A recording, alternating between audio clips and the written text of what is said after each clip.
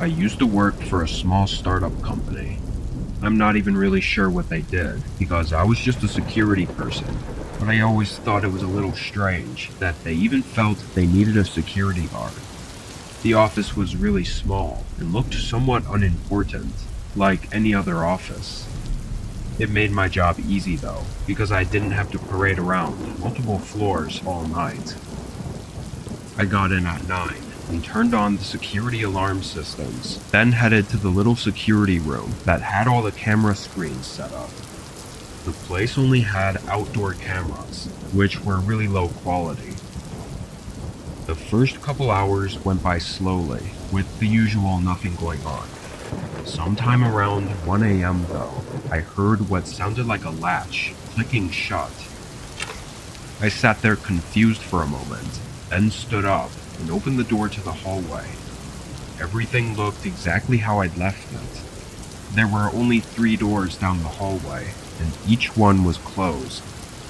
I walked over to each door, opening them, and briefly looking around.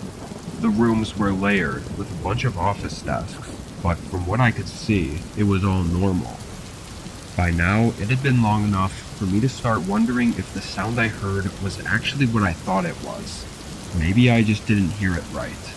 After all, the security systems should have triggered an alarm if someone had opened one of the main doors to get inside. So I went back to the room, this time leaving the door open to the hallway, so if I heard it again, it'd be more clear. Then I sat back and continued monitoring the cameras. I checked the footage from the previous few minutes just to see if I missed anything, but I didn't see anything at all. No movement outside the building. Another 20 minutes passed. I think by then, I'd pretty much came to terms that whatever I heard was nothing, as I was back to not paying as much attention. Then, a sound echoed down the hallway. It was faint. A door, opening slowly. I jumped up from my chair and walked into the hallway, not believing what I heard. I immediately saw one of the doors was cracked open. Knowing that none of the alarms went off and nothing had showed up on the cameras, I was extremely confused. I was sure that nobody could be in here. I crept over and opened the door a little further, revealing the dark office room. I took a few steps inside, but didn't hear or see anything, so I started to walk further in, going past each office desk. Then, as I got to the back of the room, I saw the slightest movement on one of the walls, like a shadow or something, before I turned my head and instantly locked eyes with a person crouched underneath one of the desks. It was a man with black hair and large dark circles under his eyes. He had a look of both fear and anger, like he was both mad and worried that I'd found him. The instant we saw each other though, he started getting up. I had no idea if he had any kind of weapons on him, so I took no chances and started running for my life. I went into the hallway and out the front doors, which triggered the security alarms and automatically notified the police. I went a safe distance away, then tried to watch the front doors as I waited for the officers to show up.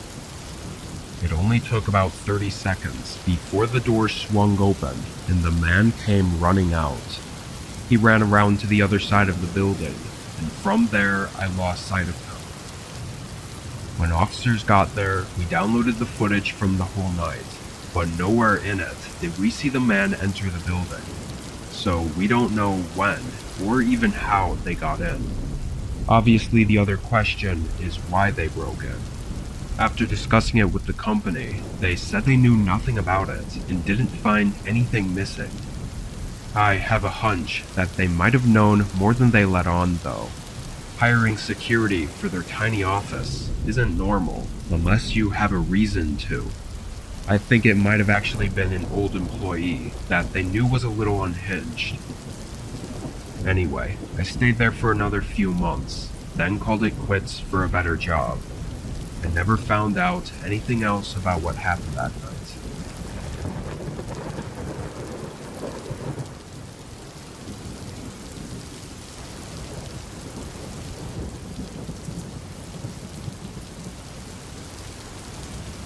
This was during our school's winter break. It was the day after Christmas, and I had a part-time job at our town's pizza shop. This place was pretty popular, and it felt like pretty much every kid at my school also worked there.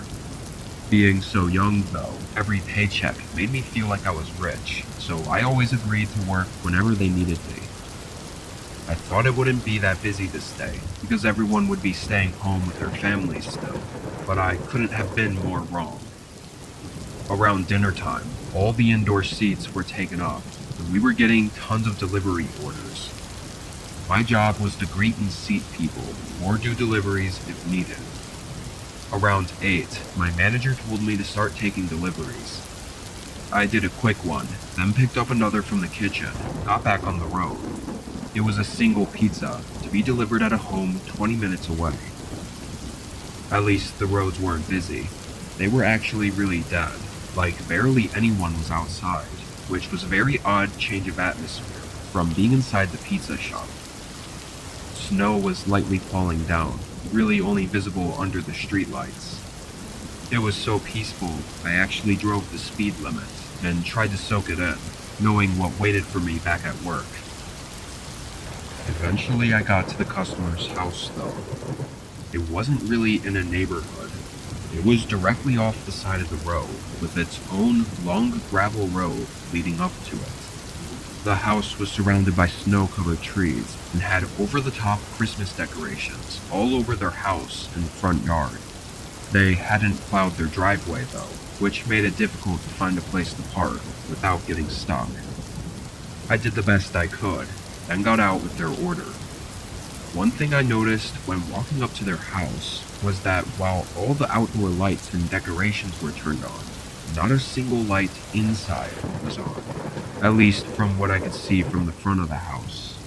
But as I walked closer, I realized there were shoe prints in the snow going up to the front. I figured it was the owner, obviously. When I got up to the porch though, the shoe prints didn't go up to the door. They went around to the side of the porch. I thought that was weird, but hey, it was none of my business anyway. I knocked on the door. It was pretty cold out there, so after 30 seconds, I knocked again. It was quiet outside, just the low breeze and falling snow, and yet I still heard nothing inside the house. I double-checked the receipt to make sure I needed the payment, then knocked for a third time. I mean, the shoe prints in the snow were fresh, so they had to be home. Getting frustrated and starting to shiver, I knocked one last time, very loudly, probably shaking the whole house. Still, nobody answered. After that, I gave up. I left and went back to my car, getting in and trying to turn it on, but it wouldn't start. The engine kept stalling. I swore under my breath as I tried relentlessly to get it going, only getting more frustrated by the second, and my hands getting colder and colder. Then I happened to glance up and saw a person standing outside the house. They were completely bundled up, boots, jacket, snow pants, everything. I got out of my car. "Hey, did you order the pizza? I've been out here knocking on your door for 5 minutes. They didn't say anything, but began walking toward me. It took me a few seconds to realize something wasn't right, and I got back in my car. The way they kept their pace, not hurrying or anything, gave me the impression that they knew I couldn't leave. And that's when I started to panic. I began dialing 911 as they approached my window. Just when the officer asked what my emergency was, they started speaking. He had a low, deep voice and kept asking if I needed help. How the hell would he know that? That only confirmed my suspicions. I told the officer what I could and how to get where I was. The man outside started getting impatient, moving faster and looking around like he was trying to find a way in.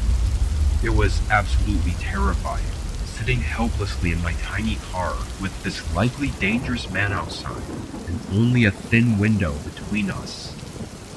I kept trying to get the engine running, praying for it to work, then started reaching into his pockets, looking for something, but I could see the panic in his face when he couldn't find whatever he was looking for. He then punched the window a few times, trying to break it, before running back to the side of the house like he was going to get something. 2 minutes passed as I sat there, trying to decide whether to wait for the cops or leave my car and try to make a run for it. Then I saw the flickering blue and red lights in my mirror, and at the same time, the man showed up on the side of the house, holding something in his right hand. He saw the lights and instantly took off. I'm sure it doesn't need too much explaining as to what happened that night, but that man didn't live there. The owners were gone for the holidays, but the man had plugged in their decorations in the outlet outside the house to make it look like they were home. While I was on the porch, he tampered with something outside my car to keep it from turning on. I'm not a car guy, so honestly I didn't really understand it. Likely the man planned to kidnap me, but out of sheer luck, he must have dropped his knife or whatever tool he needed to break the window, so that's what he ran back to get. Nothing's for certain, of course, but that seems like the most likely case. Anyway, I stopped doing deliveries after that night.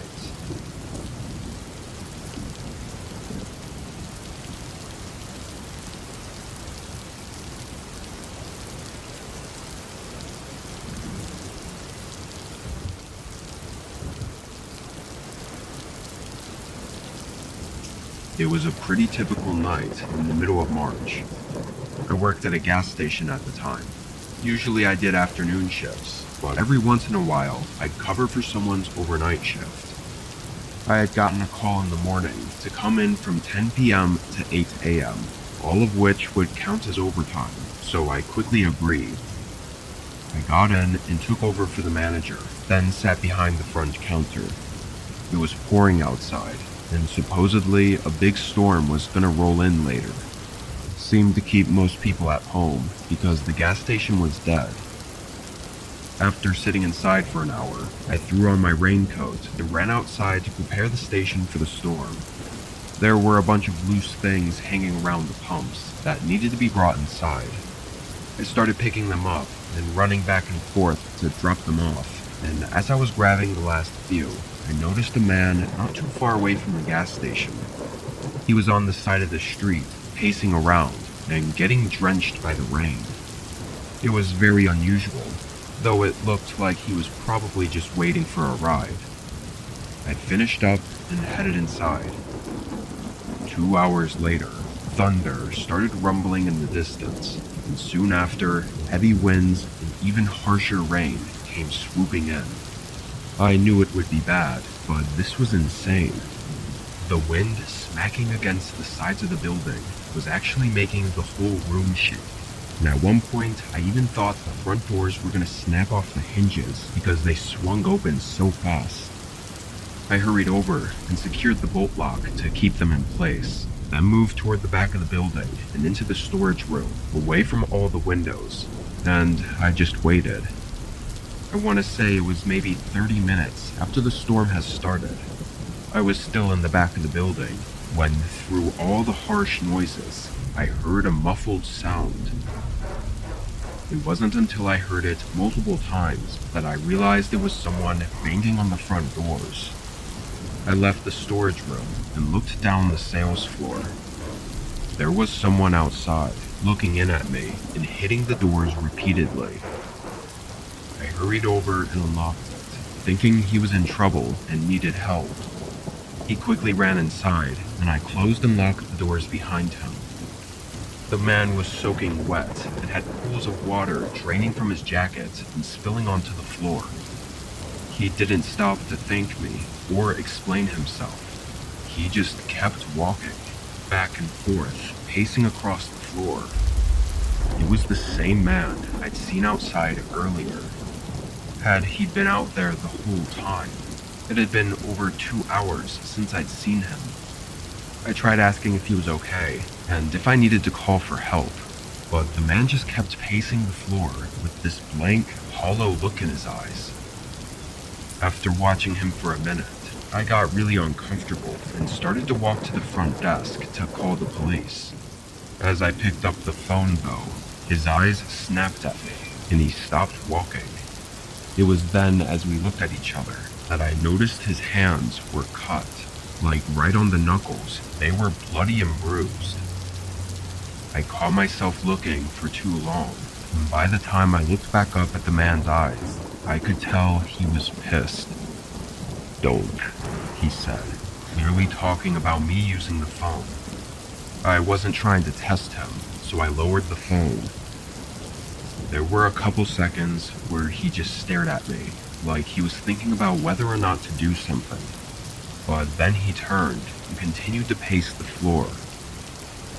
The storm picked up outside, chaotically shaking the building and adding to the horror of whatever was happening. I tried to think out all my options as this maniac walked around just feet from me. I could try running, but I'd have to get the door unlocked and outrun him in the storm, which seemed really risky. I could also try calling the cops and hope he just leaves, but that was also risky.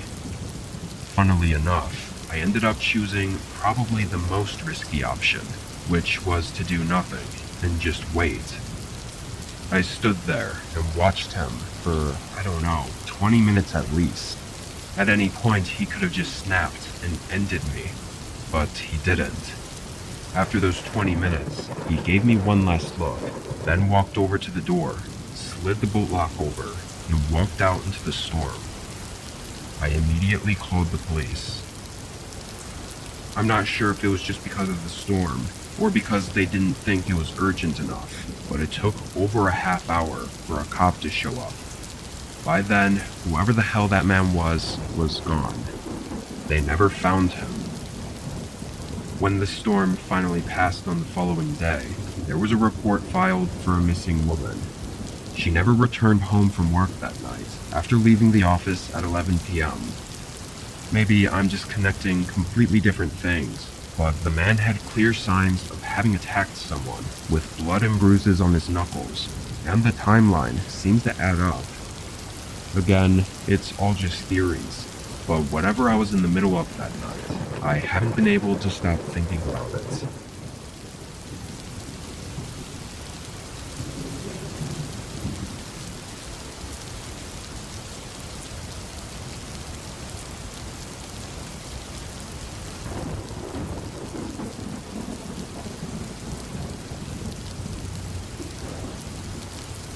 Last fall, I turned 16 and started my first job at a really small pizza place in my town. It was a family-owned shop with only 5 or 6 people working there. I only got the job because my best friend also worked there. I was the delivery driver though, and I only worked during the later hours since I had school during the day. It was around my 3rd week on the job that this happened. The night was pretty regular. It was slow, both for deliveries and dining. It was slightly cold out, too, which kept most people at home. Around 11, though, a call came in. My friend picked up the phone and put the order in. It was for a small pizza and a soda, so they quickly made it and I hit the road to deliver it.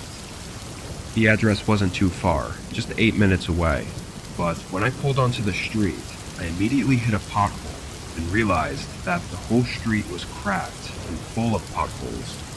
It looked torn apart and completely uncared for. Our town wasn't exactly the nicest, but this was still far worse than most other places. I carefully drove down, avoiding any potholes I could see, until I made it to the address. It was a 2-story wooden house. The house itself looked just as old and uncared for as the street. But strangely, the yard was full of fresh flowers and plants that clearly had been tended to.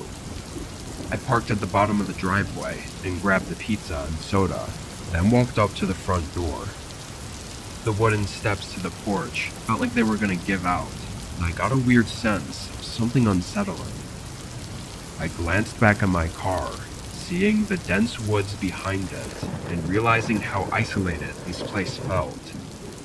I knocked on the door. Right after knocking, I could hear movement inside the house, and floorboards started creaking.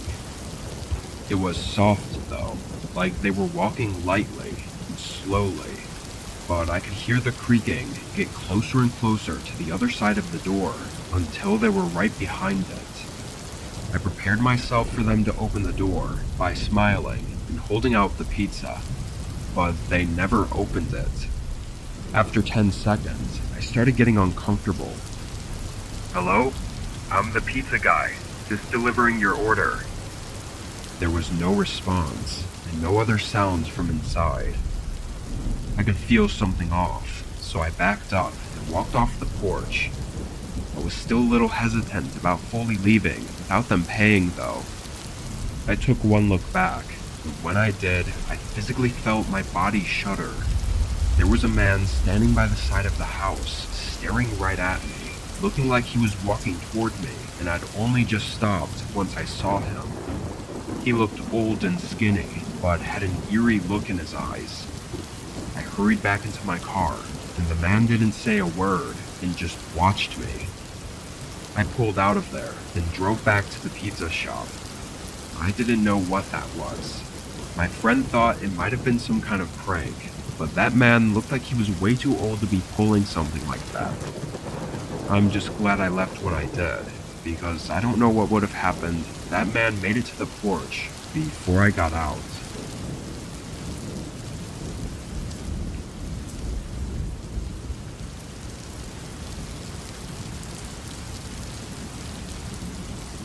This was only a month ago.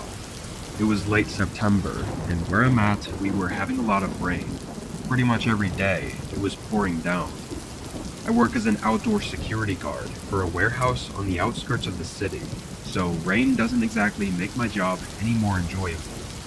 Luckily, the company I work for lets me stay inside on rainy nights, but it always made the shift go by a lot slower. Instead of getting to roam around outside the building, I just had to stand by the glass entrance doors and watch for anything. Anyway, this night I got in at 9, locking up the place after all the employees left. It was pouring outside, so I stayed in and stood by the door, and honestly just tried to stay awake. There was nothing to see except rain and the occasional thunder and lightning. A few hours went by.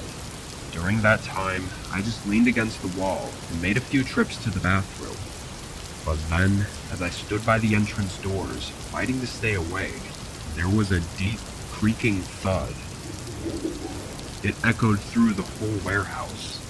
It sounded like bending metal, or maybe a heavy metal door scraping open.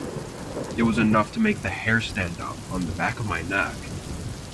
I was sure it was nothing, and just a creepy sound because of the circumstances, but it was kind of my job to check on these things, so I walked down the hallway and looked through each of the corridors. I'd never actually explored much of the warehouse, since I was usually outside. All I knew of was the one main hallway that had 5 or 6 corridors branching from it, leading to large open warehouse areas. I looked down each of these until I got to the last one. At the end, the door was cracked open. I felt a chill run through me, although I still didn't know if it was already opened or not. I walked over and opened it further. The whole room was dark. "Hello?"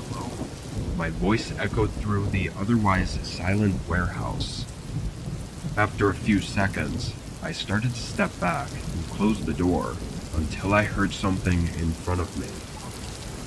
It was a voice. It sounded like a man, either mumbling or softly laughing somewhere in the darkness near the tall shelving units. "Is someone there? What the hell are you doing here?" I called out. "Come here." He said something softly. "What?" "Come here," he said a little louder. Still, I couldn't see anything at all. After a couple more seconds, I said "F this" and closed the door. I used my radio to contact the police and left the building through the front. 5 minutes later, they showed up and walked through the building. They came out alone. Security tapes were reviewed, showing what looked like a 50-year-old man with a dark jacket slipping in through a gap in one of the back garages. From there, he made his way into the warehouse room, where I heard him in.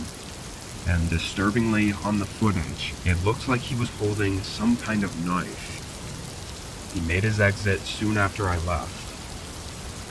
We don't know why he broke in, or what exactly he was trying to do by telling me to come into the warehouse. It might sound weak of me, but I quit after that, and took up a day job instead.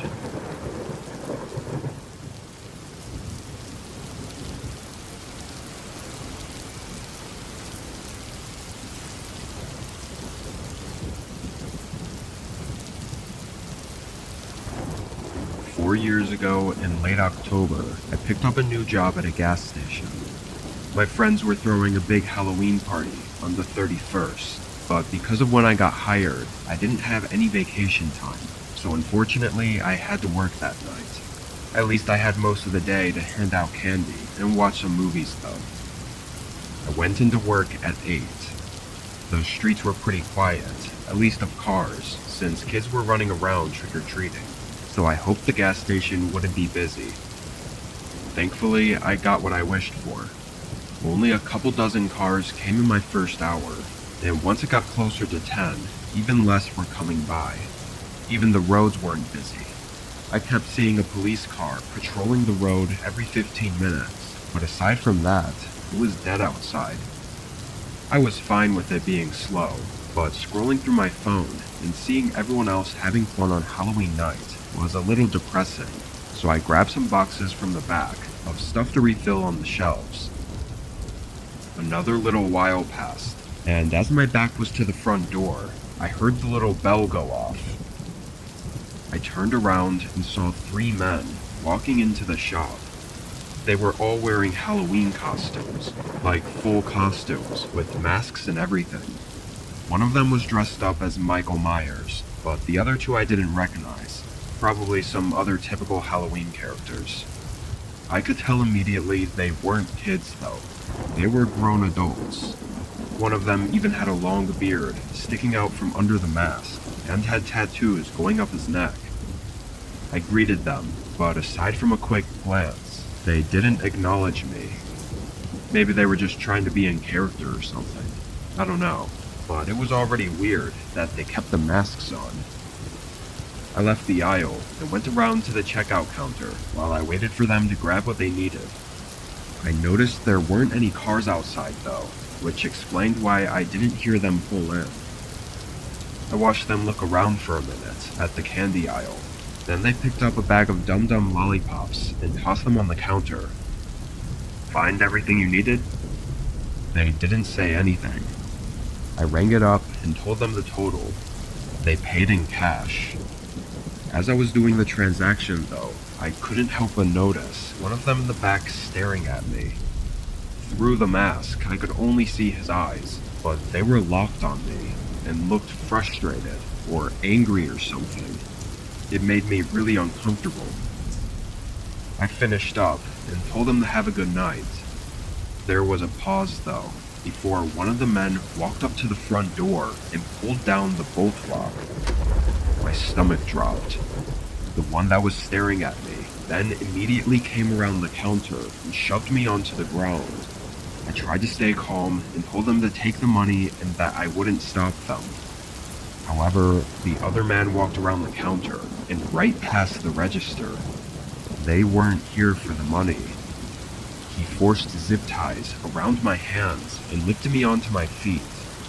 I was completely helpless as they dragged me through the store, and after briefly checking outside, they rushed me out the entrance. It was only as they dragged me toward the side of the building that I noticed an old car sitting in the grass outside the parking lot. As we reached the edge of the parking lot though, a sudden glaring light came over top us. It was a police car pulling into the lot. The 3 men dropped me on the pavement and sprinted into their car. I don't know if it just was that their car wouldn't start, or they gave up, or what, but the officers were able to get them before they got away. Backup showed up not even 30 seconds later. I guess what happened was earlier in the night, the police got a report of 3 men in costumes offering kids candy on the sidewalks and trying to lead them away from houses. That's why I kept seeing a patrol car circling the area. What they wanted to do with me, or any of the kids, isn't for sure, as none of the men confessed anything. It almost makes me glad that everything happened the way it did though, because if I'd sold them that candy and heard later on that it was used to kidnap kids with, I probably would have felt a ton of guilt. Thankfully, it didn't have to go that way.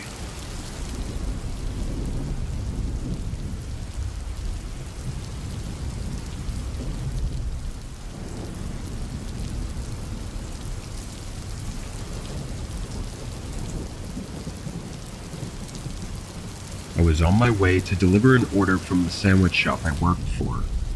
It was a quiet night, around 11 or so.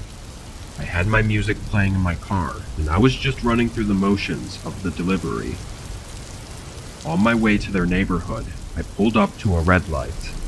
There was nobody else at the intersection, but for some reason, the light stayed red for what felt like an abnormal amount of time.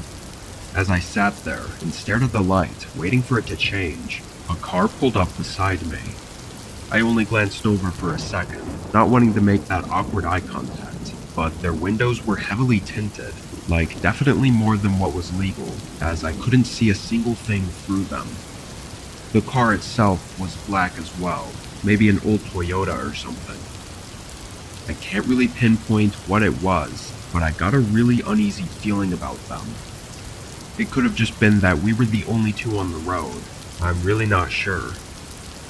Eventually the light turned green, and I started going. I didn't get very far though, before noticing they hadn't moved. They were still parked at the intersection. Once I got further down the road, I shrugged it off, and just thought it was weird, and nothing else. A couple minutes later, I pulled off into the section of housing that the delivery was in. I'd say neighborhood, but it wasn't really a neighborhood. It was just a line of 10 or so houses leading to a dead end. Something about it seemed really off-putting. Of all the houses on the street, not a single one had a light on. I 100% would have thought these places were abandoned, if not for the fact that the houses themselves looked really nice. They looked like ordinary neighborhood homes, with not a single sign of anything wrong with them. I figured it had to just be a coincidence that every resident down the street had their lights off. Anyway, the address I had was for the second to last house. I pulled up and parked on the curb, getting out with the order and walking up to the door. I was hoping I'd at least see some sort of light coming through the windows of this house, because it was the one I was delivering to. But standing on the porch, I didn't see any light. Reluctantly, I knocked on the door. When I did, the door swung a bit from its hinges, like it wasn't properly shut or locked. Now this was even more odd. "Sandwich delivery. Anyone home?" It was completely silent. No response, not even the slightest sound from inside the house. I was gonna leave, but just to be sure I didn't miss anything, I cracked the door open a little further. I could see a hallway and a room. Both were empty of any furniture or decorations, not even a single picture on the wall. It only took a few seconds before dust started coming through the doorway too. I shut it and backed up from the porch. I was very confused and slightly worried. As I walked back down to my car though, I noticed something down the road. A few houses back, there was a small black car that wasn't there when I pulled in. Its headlights were off, and it was parked. Once I saw the tinted windows, I immediately recognized it. I felt my face go white, knowing this could not possibly be a coincidence at this point. I started to hurry to my car, but as I got just a few feet away from the road, I saw something move in the reflection of one of the windows. I wasn't sure what it was that I saw, but I stopped in place. I was standing near the passenger door, and through the window, my eyes fell on the back seat. It was dark, but there was something blocking the back window. It only took me about a second for me to realize what I saw. I turned and bolted back to the house. As I did, the back door to my car swung open, and a man in a black hoodie and black pants came running out. He didn't chase me though. He ran straight down to the road and into his car. I stayed on the porch, and with my heart pounding, I dialed 911. I probably could have gotten in my car and left at that point, but I was too scared to really think straight. Police arrived and immediately told me that this whole street was unoccupied, as the homes were new builds. Guess that explains why I thought they looked so nice and not abandoned. What I definitely didn't expect was to hear them say that they've had multiple reports this past week, very similar to mine. The guy would order something for delivery with a fake name and address, then follow the driver. What happened to me was the closest call of any of them, though. The guy had snuck inside my car, was waiting for me to get in, maybe even drive away. Who knows what he was trying to do. Unfortunately, there haven't been any updates on finding him.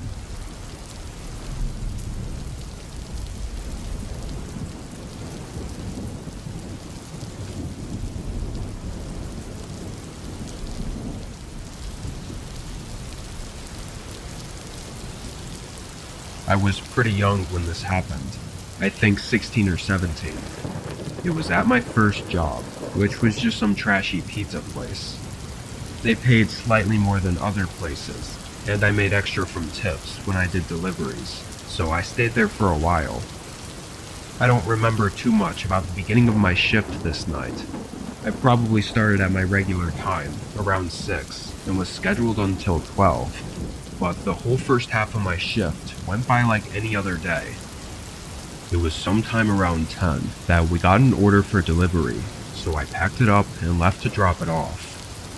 The place was 15 minutes away, in a small neighborhood. It took me a minute to find the house though, because all the trees were blocking the address numbers, and a lot of the homes had long driveways leading far from the road. Eventually I did find it, after circling back a few times. I drove down the driveway and parked closer to the home. It was one of those large houses that looked like it was built forever ago. I got the food and walked up to the front porch. It was hard not to notice how quiet it was in this neighborhood. It felt like I was so far away from everything, especially with the trees everywhere. When I got up to the porch though, the front door was wide open. I'd seen a lot of people leave their doors cracked open before, but the way this one was fully open was a little bit excessive. Anyway, I walked over and knelt down to set the food inside the house, when a voice called out, "Hey, would you mind bringing the pizza in here? I'm just setting up the table." It was a man's voice, but they sounded friendly. I knew it was frowned on to enter someone's home while delivering, but honestly, it was a fairly normal request and usually didn't take more than a few extra seconds and typically secured a good tip. I stepped inside and walked down the hallway into the kitchen. I set the box on the table, but nobody else was in there. I'd just heard his voice only moments ago, and I never heard him walk anywhere else. I also noticed the house was extremely quiet, like no other sounds at all. I felt a shiver run through me, and as I decided to leave, his voice called out again. "Can you bring it in here, please?" His voice came from the other hallway connecting to the kitchen. There was a single door that was open, but whatever room was behind it was dark. There was no light on. It also sounded like his voice came from right behind the doorway, like he was standing just out of sight. After a few seconds, I turned around and fast walked back out the front door. I got in my car and drove back to work, and I never said a word about it. I thought I'd either get made fun of for being scared or for being stupid, so I just kept it to myself. Thinking back on it now, though, there was definitely something up with that guy. Nothing about that encounter was normal. I'm just glad that at least I was smart enough to leave when I did, because there's really no saying what would have happened if I went into that room with him.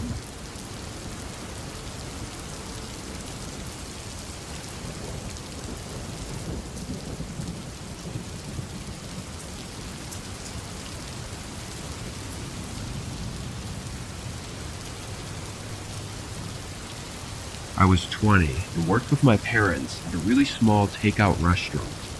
We specialized in to-go orders. I was in college at the time and was on a very hectic schedule, but my parents were kind enough to offer me a laid-back position just as a general worker, usually just working the to-go table or cleaning up the place after closing hours. This was during early December, and with finals coming up, I didn't have much time to work during the day, so I was taking up mostly late night shifts where I'd just clean for a few hours, then head home.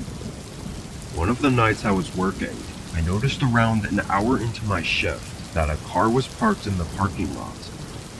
The way our restaurant was laid out, it was a standalone shop with a tiny parking lot in front of it, so there was no crossover between other stores or businesses. I thought whoever parked there probably just didn't think anyone would care. And they were right, because I really didn't care. 20 or so minutes later, they left. However, the next night, around the same time, the car pulled into the parking lot again. The first time it was fine, because I thought it was just a one-time thing, but coming back again was strange. I walked up to the front of the building and looked out. It was an older gray sedan with dark windows. They didn't seem to be trying to hide or anything, because they were facing right at the building, and they kept their headlights on. I double-checked that the doors were locked before getting back to cleaning. It was hard not to feel like they were watching me through the giant glass front windows, but just like last time, they left not too long after. I'd finished up my work and clocked out an hour later. Walking to my car in the parking lot, I felt really uneasy. I knew they had left, but it was just concerning that the same car came by 2 nights in a row for seemingly no reason. I drove home and got some rest. Having a lot of schoolwork to do, I decided to take off the next night, so I didn't return to work until the following night. The whole time I was inside cleaning, I had this anxious feeling that made me constantly look out the windows, expecting that car to come back at any point, but I never saw them pull in. I was inside for nearly 3 hours and finished everything I had to do, and not having seen the car come by this night, it felt like maybe it really was all nothing. I packed my stuff up and headed out, locking the door behind me. As I walked through the parking lot, that anxious and uneasy feeling rushed back to me. It felt like I suddenly got a burst of adrenaline, making me sweat and look in all directions. Then, as I was halfway across and standing out in the open, my eyes spotted a car sitting in the far back of the parking lot, away from all the street lamps that lit up the area. Within seconds, it started moving, quickly driving toward me. I sprinted to my car, but I could hear their tires skidding on the pavement as they sped up right beside me and slammed on the brakes. I stumbled forward, thinking they were about to hit me. I was only a few feet away from my car at this point, and suddenly the doors of their car swung open. I didn't even turn my head to look, having my focus completely on getting into my car. Footsteps rushed behind me just as I opened my car and got in. Through the windows, I saw 3 men wearing masks and hoodies sprinting up to me. My hands were shaking as I tried to get my car to turn on. The men started banging on the windows and trying to get the doors open, but I barely got it in drive and drove past them. I got out of the parking lot and onto the road, and from there I was safe. I I called 911 and pulled into a well-lit gas station nearby to wait for them. Unfortunately, the outside of our shop didn't have any cameras, so the information the police had to go off of was minimal. I couldn't even see any of the men's faces. After that night, it's no surprise that I never saw the car or the men again.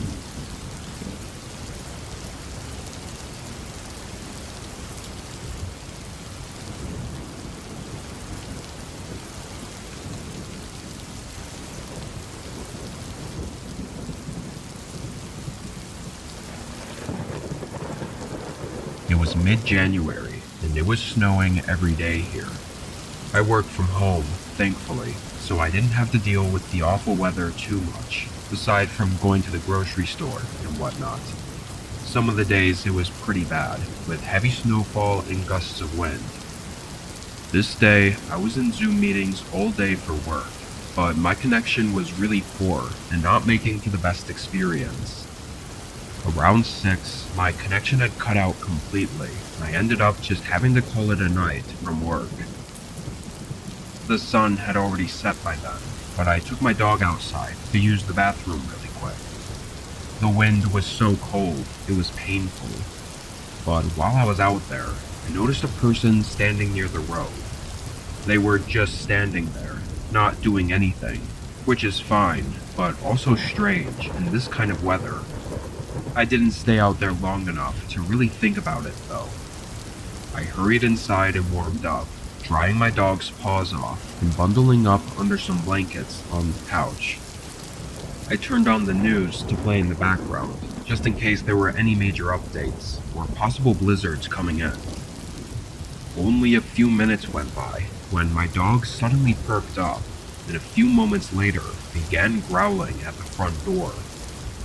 I didn't have any curtains open, so I couldn't see outside.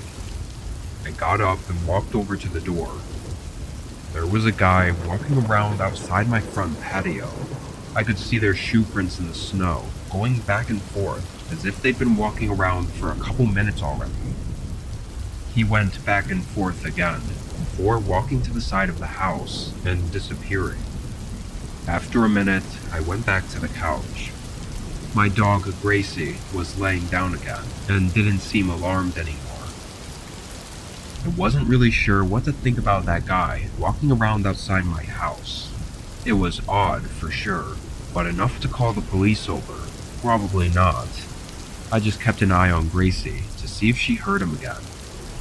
The rest of that night, though, there wasn't anything else. I took Gracie out one more time around 10, and it was even colder and snowy outside, so surely nobody could be out here anymore.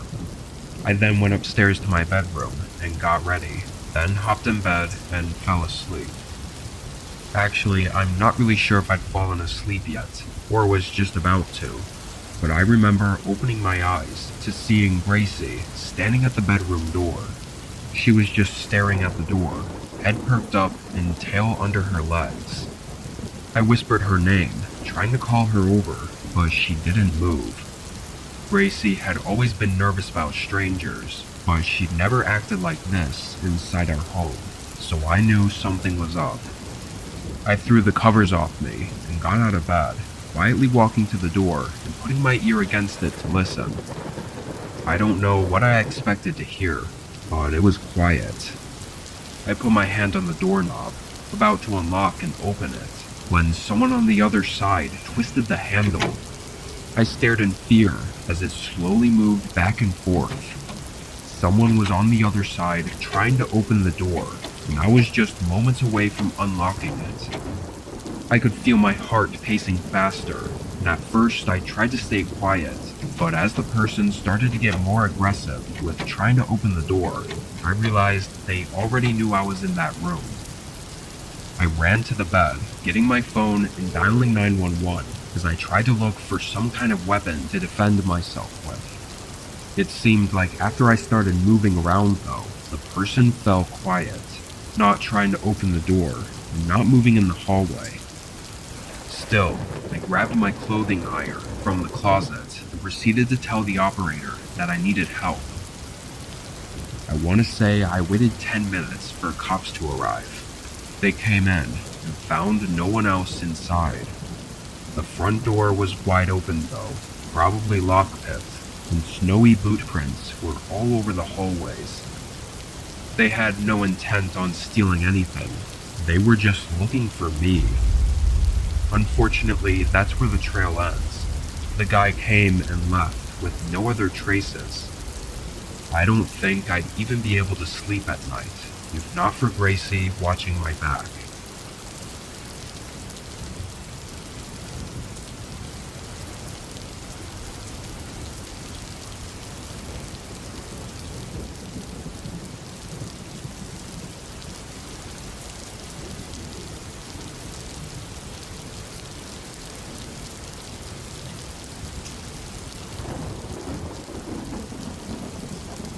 It was the day before Christmas Eve.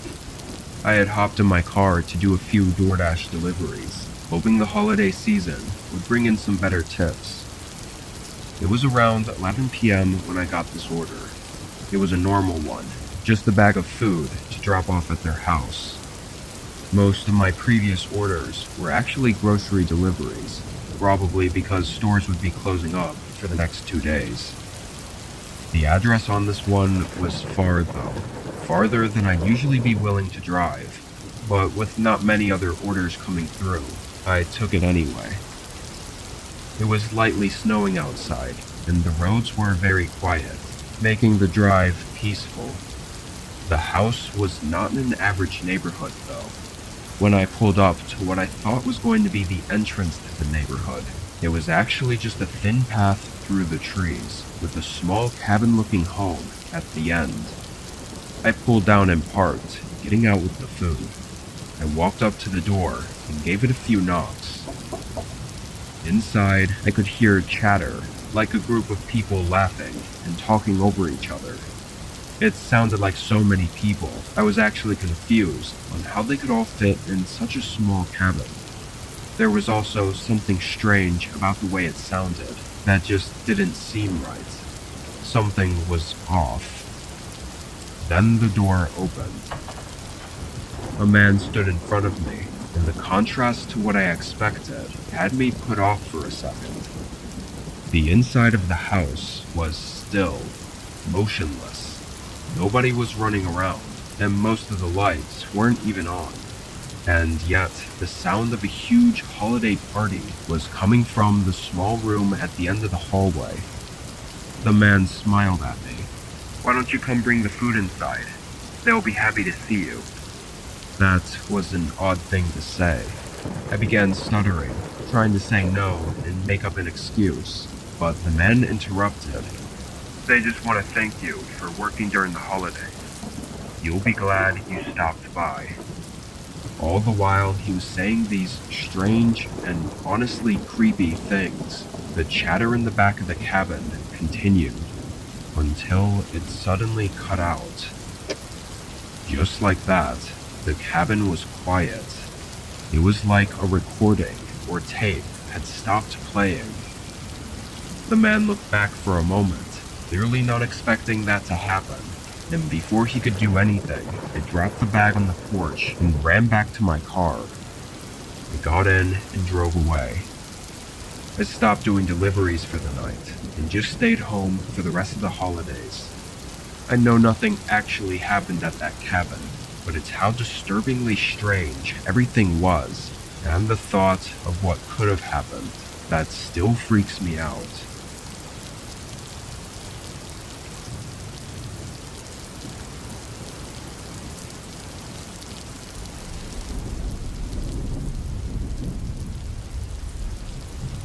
It was the day after Christmas, and I worked at a small family-owned grocery store as an overnight stalker. I'm not even sure why I was scheduled this night, because we were closed for Christmas, and it was probably really slow during the day, so there wasn't much for me to do as far as stalking.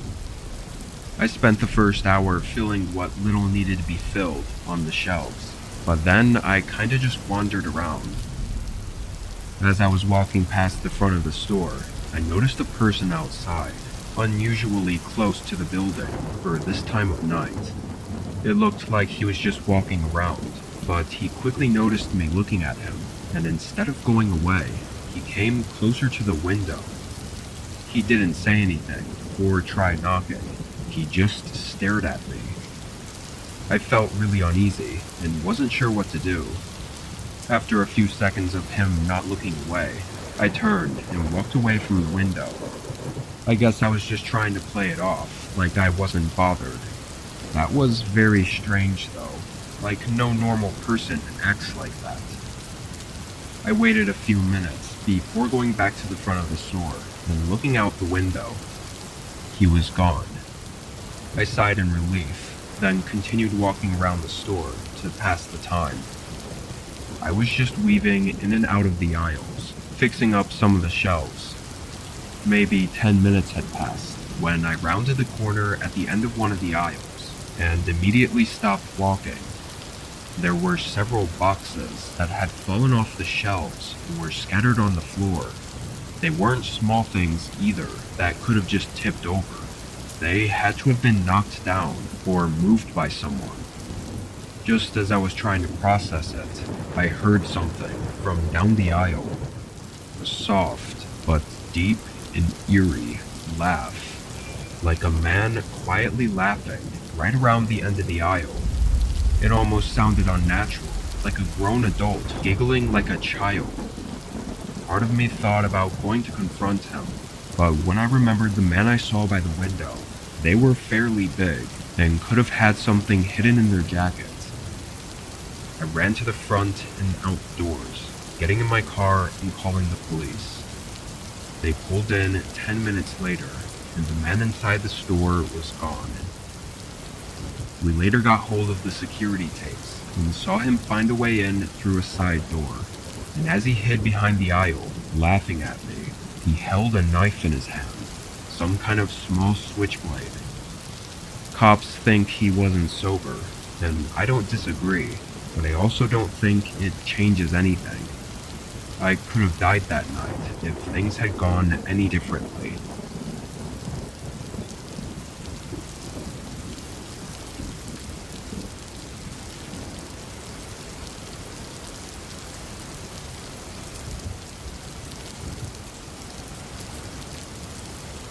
I worked at a gas station for 2 years, starting in 2015. During the winter of my first year, I had a regular customer come in a lot. I worked night shifts, so whenever anyone came in more than once, I'd usually recognize them. This guy was a trucker who told me his name was Paul. He was a really nice guy, though he definitely had something different about him. He was always smiley, like too smiley and happy, especially for being the middle of the night. Sometimes I actually found it creepy. Anyway, one night he came in and he was acting differently. He walked in and greeted me, but as he looked around the aisles, his face was dull and almost angry. He picked out an energy drink and came up to the counter, and his face suddenly changed back to that overly happy look. I could see dread in his eyes though, making his smile seem even more fake and almost disturbing in a way. He paid and walked out to his truck, then drove off. I'd almost forgotten about it until the next day when I saw his truck pull in again. It was pretty cold and snowy outside. When Paul came in, he had that same look as yesterday, except he didn't smile at all. He grabbed the first drink on the shelf and came up to the counter. As he paid, he started asking me questions, like how busy it was tonight and when my shift was over. Then, before he left, he asked if I wouldn't mind helping him lift something in his truck. Having known him for so long now, I agreed, wanting to be helpful, and put on my jacket and followed him outside. The gas station was empty, aside from his truck, parked on the far side of the lot.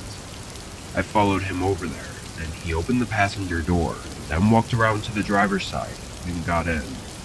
He said it was right up here, gesturing for me to get in as well. I climbed up and sat down. It was one of those big box trucks that had a door behind the seats for access to the cargo section. I looked at Paul. he had that strange, wide smile again. "It's just right in there. I'll follow behind you." He pointed at the door. I suddenly felt very unsettled and could sense that this wasn't what he said it was. I sat there, trying to figure out what to say or do, and I began to notice an odor. It was strong and disgusting, coming from whatever the hell was behind that door. I looked back up at Paul. His face was tense, but he held that smile and just watched me, waiting for me to move. I jumped back out of the truck, slamming the door behind me and hurrying back into the station. He didn't follow. As I was hurrying back, though, I thought I heard him yell, like a frustrated yell, coming from the truck. The wind covered most of the sound. He pulled out of the gas station soon after. I worked there for another year, and Paul never showed up again, not even once. I don't know what was back there, or what was really going on with Paul, but I think I was lucky to not have to find out.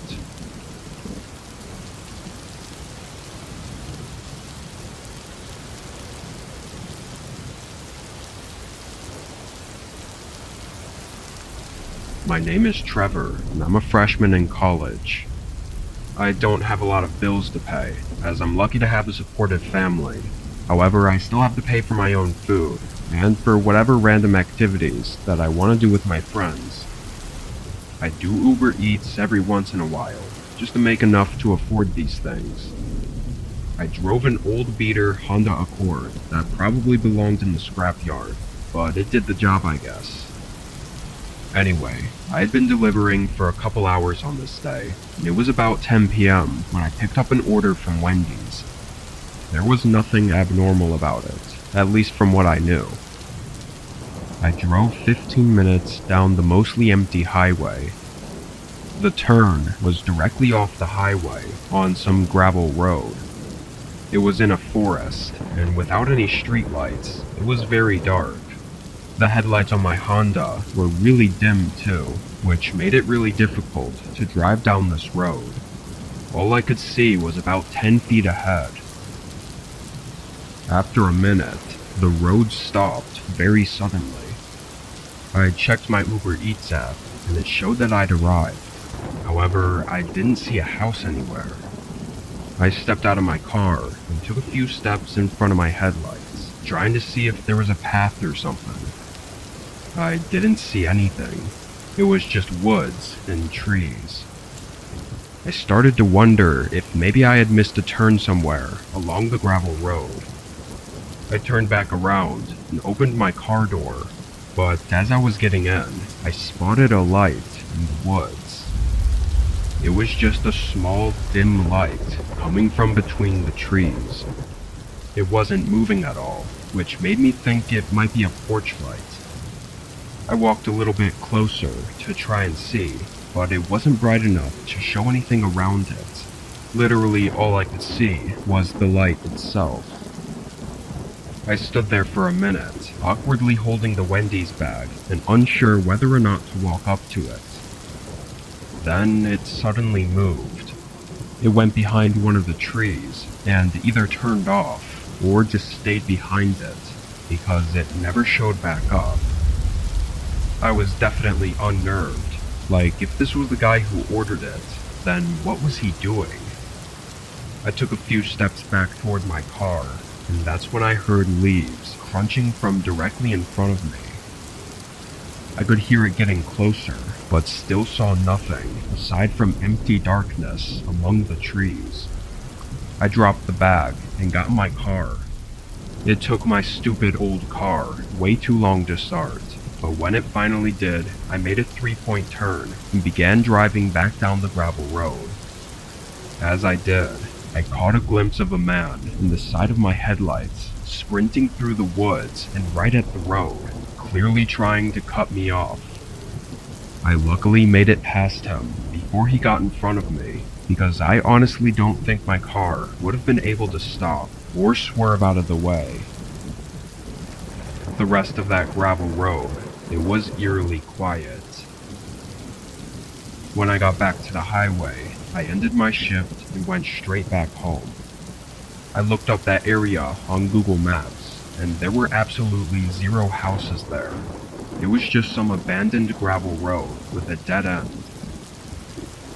I don't know what I was in the middle of, or how many people were in the woods around me, but I know I'm lucky to have gotten away.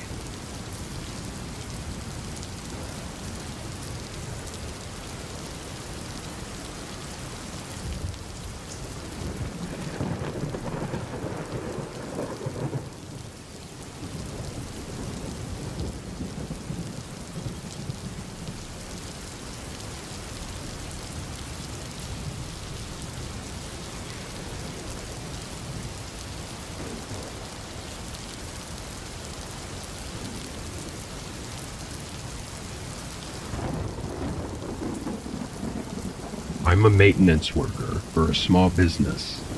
They run all their operations during the day, so I work overnight. It makes my job easier because I don't have to work around them, and vice versa. It's technically just a part-time job though. I work from 8 to 12 on the weekdays. This night, I arrived a little late, but clocked in right away and got to work. An hour went by, and as I was cleaning off one of the desks, the phone in the front of the building started ringing. Obviously the place was closed, and I didn't have any business answering it, so I let it ring through. But a couple minutes later, it rang again, and then again, and again. I knew it wasn't my boss, or anyone else that worked here, because they would have just texted or called me directly from my cell phone. It's not like they were calling right after the place closed, either. The services stopped at 6 p.m., and it was around 9 right now. After the 5th time it rang, I walked up to the front desk and looked at the caller ID. It just said, unknown caller. I tried to decide whether to just mute the phone and leave it, or to just quickly answer and let them know we were closed. Ultimately, I didn't want to deal with it, so I just decided to mute it. I walked away from the front and continued with cleaning off the desks. Probably 30 minutes went by, and I had totally forgotten about the phone. I kind of assumed that by now, they had to have given up anyways. It was about 10 p.m., and I was upstairs taking a break in the small coffee room, when I heard a sound from below me. It was a beep, just a single electronic beep sound that I'd never heard before. I didn't think much of it at first, until I heard a door open and close. I literally turned my head toward the stairwell and just looked completely stunned for a moment. Who could possibly be coming into the building right now? It was way too late. I was a little nervous, but really hoped that it was just a worker that forgot something. I walked up to the open stairwell and listened for a second before calling out. Hello? Is someone down there? I heard subtle footsteps abruptly stop as soon as I called out. There was a pause. Hello? I said again. My body slowly filled with tension as I started to worry about the possible other scenarios. Then I heard a couple more footsteps getting closer to the bottom of the stairwell. I quietly leaned over and looked down at the doorway. There was a shadow of a man. They were standing still, probably just a foot or two from the entrance to the stairwell. It looked like they were waiting for me or something. After a really unnerving few seconds, I backed away and moved further into the coffee room, then quietly pulled my phone out and called 911. I just hid behind the bar table and whispered to the operator as I stared at the empty stairwell. It only took a couple minutes for the first officer to make it. I heard him come in and yell for everyone to come out. I didn't hear anyone else say anything, and he made it all the way upstairs without seeing anyone. We didn't get any answers until we got hold of the security tapes.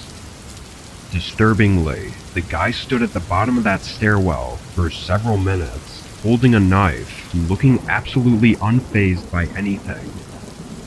He didn't seem to have come in with the intention of hurting me. Actually, it seemed like he had no idea I was there until I called out. However, once he knew I was there, it looked like he was 100% willing to harm me if I came in his way. After a couple minutes, and just before the officer arrived, he left out the front door. I guess the biggest mystery is how he got a keycard to unlock the door. That's what the beep sound was. Even I didn't have a keycard. I just had a normal metal key. The search is still open for the guy, and I still work there. Hopefully this was just a one-time thing, but it definitely still has me feeling uneasy some nights.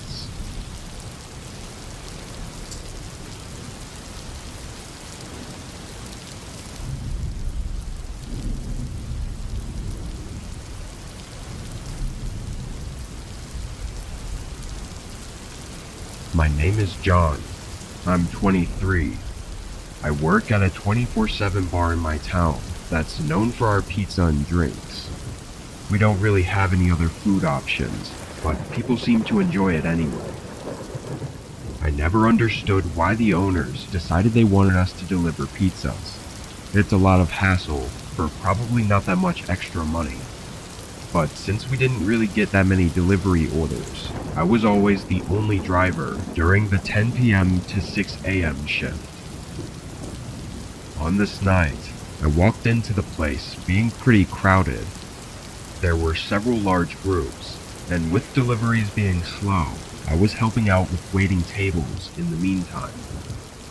There were a few deliveries I made, maybe once an hour, and at 3 a.m. there was another regular delivery for me to drop off. I grabbed the single pizza and got in my car.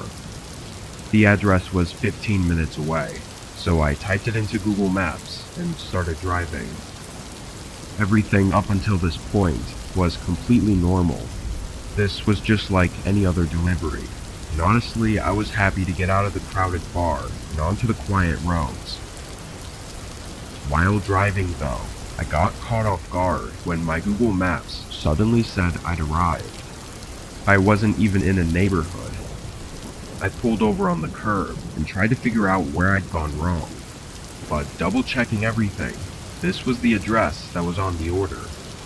It was for the entrance to a forest preserve or a park or something. There weren't even any houses nearby that it could have been mixed up with, so I called the customer's number. It rang for less than a second before they picked up. "Hey, this is John. I'm just trying to deliver your pizza, but I think you've given us the wrong address." There was a strangely long pause as I could hear the guy breathing into the phone before he described my car and said to look to my left. I did as he said and literally saw nothing but a completely pitch black forest. Then I saw something move. It was him, waving his arms in the air to get my attention.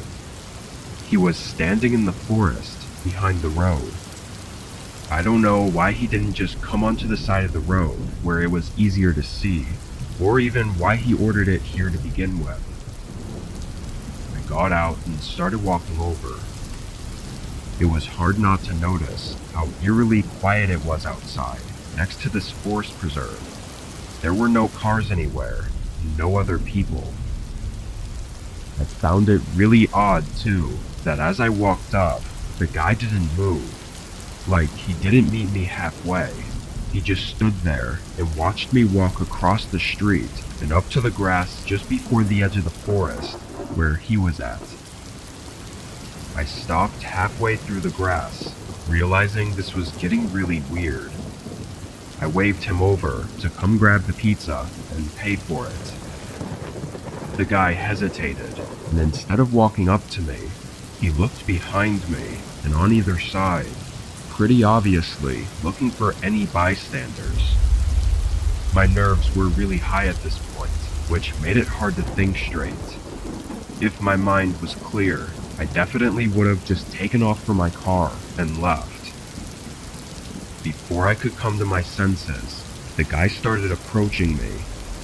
He was walking really fast and didn't slow down when he got closer. I stumbled back, but it was too late. The guy grabbed my upper arm and started pulling me back toward the forest. He was clearly trying to be quiet though, not yelling or anything, but instead putting all of his efforts into forcing me back. We struggled back and forth for several seconds before I realized I couldn't break free and started punching instead. It only took a few clean shots to his face before he let go. By then, we were only a few feet from the forest. I took off running, looking back only to check if he was following. I saw him get up and run into the forest, but to my horror, 2 other guys came out from behind the trees. I got in my car and drove straight to the police station that was on the other side of the block, but obviously the guys had completely run off by then. I actually went back to work after that, explaining what happened to my boss and asking if he had any info on the guy's order. All he had was a phone number, which was already disconnected, and the first name that was most likely fake. After that, he sent me home early with a free slice of pizza, which wasn't exactly a fair trade, but I wasn't complaining. If I'd been dumb enough to walk up to the forest that night, I probably would have been instantly jumped by all 3 men with no witnesses. Luckily, my hesitance to approach him made it an easier fight to escape, but it very quickly could have turned into something far worse.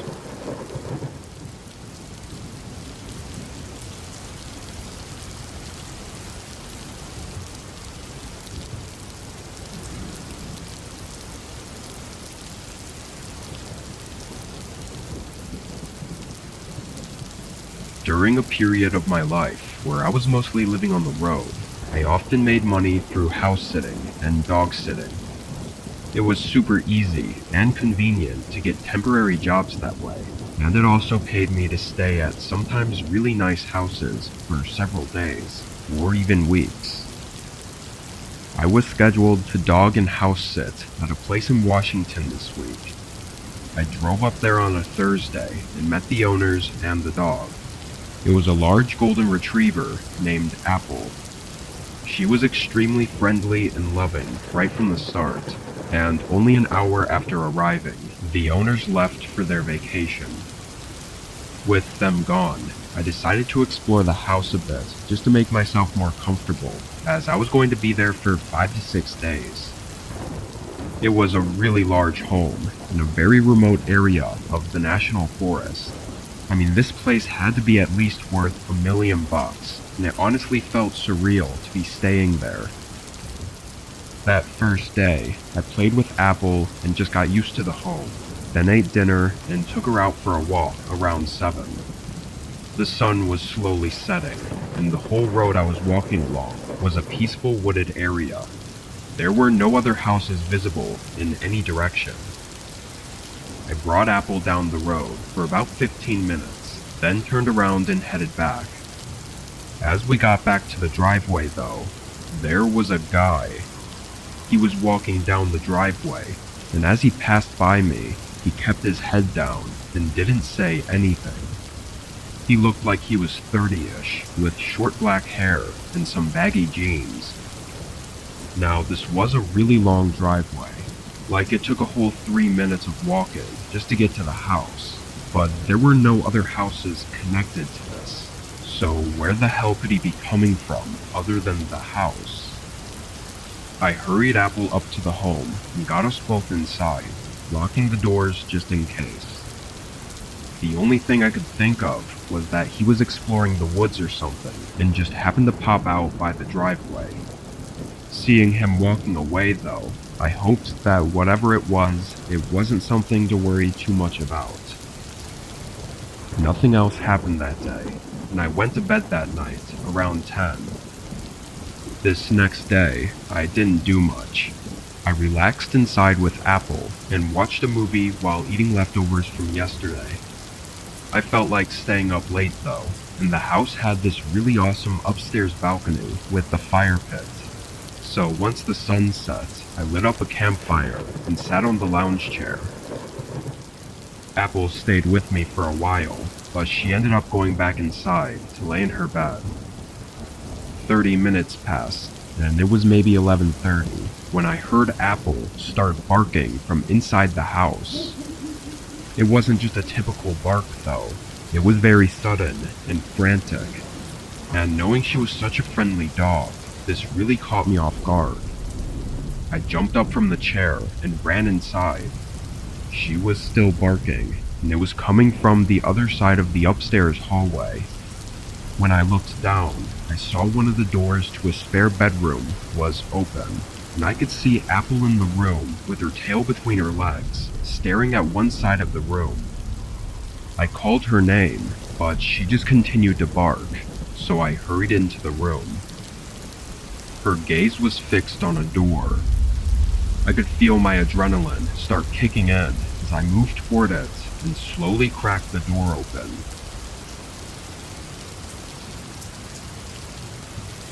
It was pitch black in there, and I didn't know where the light switch was, but it was a large walk-in closet full of clothes hanging everywhere, and somehow my eyes locked on a small gap. There was an eye staring right back at me. For a moment, I froze before quickly slamming the door. I could hear the clothes rattling inside the closet as I grabbed Apple's collar and rushed her downstairs and straight into my car. I drove away, hands shaking on the steering wheel, and called 911. Once cops arrived, I waited anxiously for 10 minutes as they searched the home, but came out alone. The guy had already left. We went over everything, and I told them about the person that I saw yesterday, but that was really all I knew, and I really couldn't confirm if it was the same person. What the officers told me is that the man probably knew the family was going on vacation and thought the house would be empty. What he intended to do is unclear though, and honestly, I'm not convinced that he broke in and hid in the closet without knowing I was there. I think he knew, which only makes it more terrifying. Thankfully, Apple noticed him and got my attention, because without her, I don't know what would have happened that night.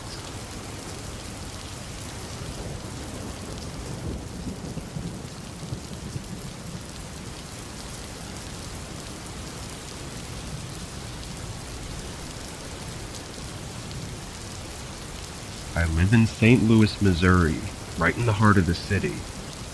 The high crime rate is no exaggeration, as there's new stories coming out every day about awful things. Living here, though, I'd actually never had anything happen to me up until this point, and never even seen anything happen personally. I always felt like whatever was going on was kind of outside of my life, so I tried to go about life as normal. I worked for both Uber Eats and DoorDash, usually on my bike since I was in the city. This day I was doing mostly Uber Eats, and I'd started around dinner time. The weather wasn't great, cloudy and raining off and on, but it's part of the job sometimes, as the money's not going to make itself. Around 11, I found myself pretty far from my usual location in the middle of the city.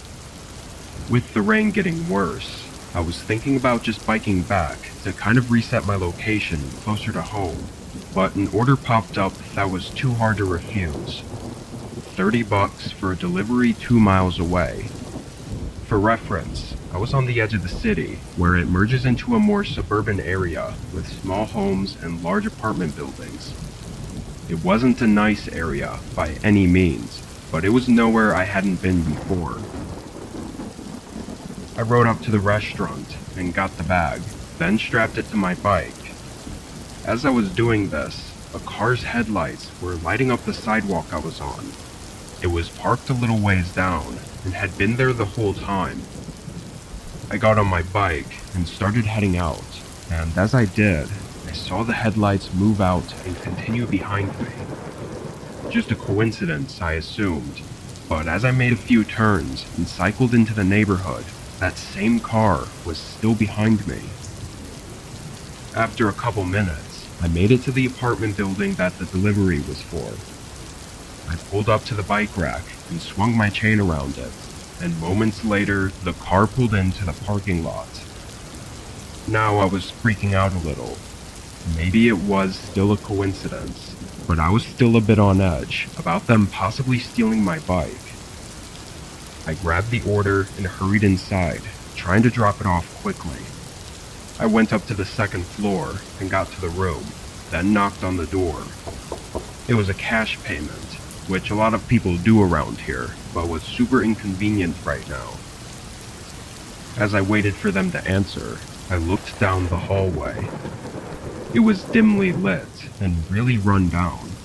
Paint peeling on the walls, missing ceiling tiles, and even some mold near some of the doors. It was also oddly quiet for such a large building. Quiet enough for me to hear a couple people coming up the steps.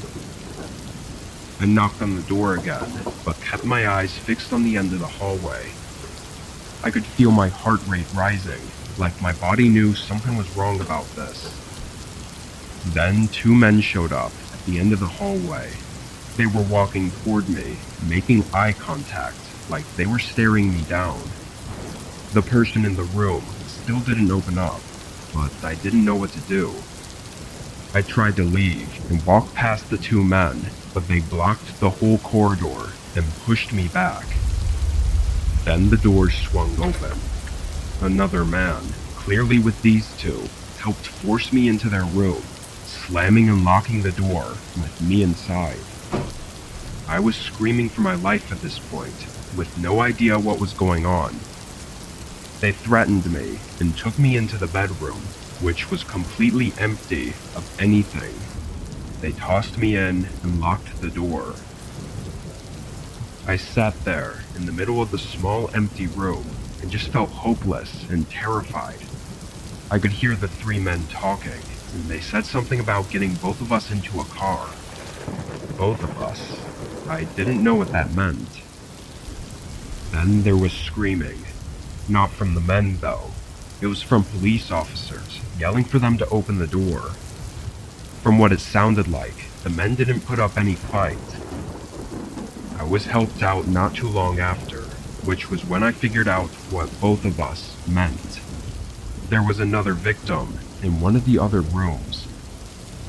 I guess 10 minutes before I got there, they had done the exact same thing to a different delivery person. They ordered it, followed them, and kidnapped them. A neighbor had heard the commotion and called for help, which is why the cops arrived so quickly. As far as what was going to happen if nobody showed up, we can't say for certain. None of the men said a word about their intentions, so all the cops can do is assume based on any evidence they could find. Luckily, it seemed like this was their first attempt at something like this, so hopefully it'll be their last. I can't imagine what would have taken place if not for the neighbors saving us.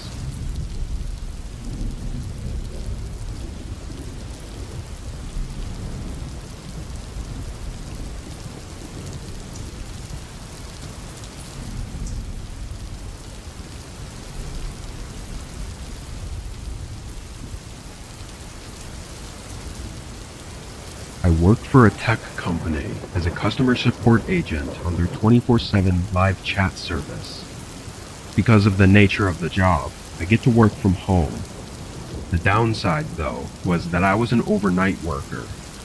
Being in the comfort of my own home and having to pull an all-nighter was a recipe for disaster. This was a regular work night. I had my plugin open on my laptop that automatically receives new chats.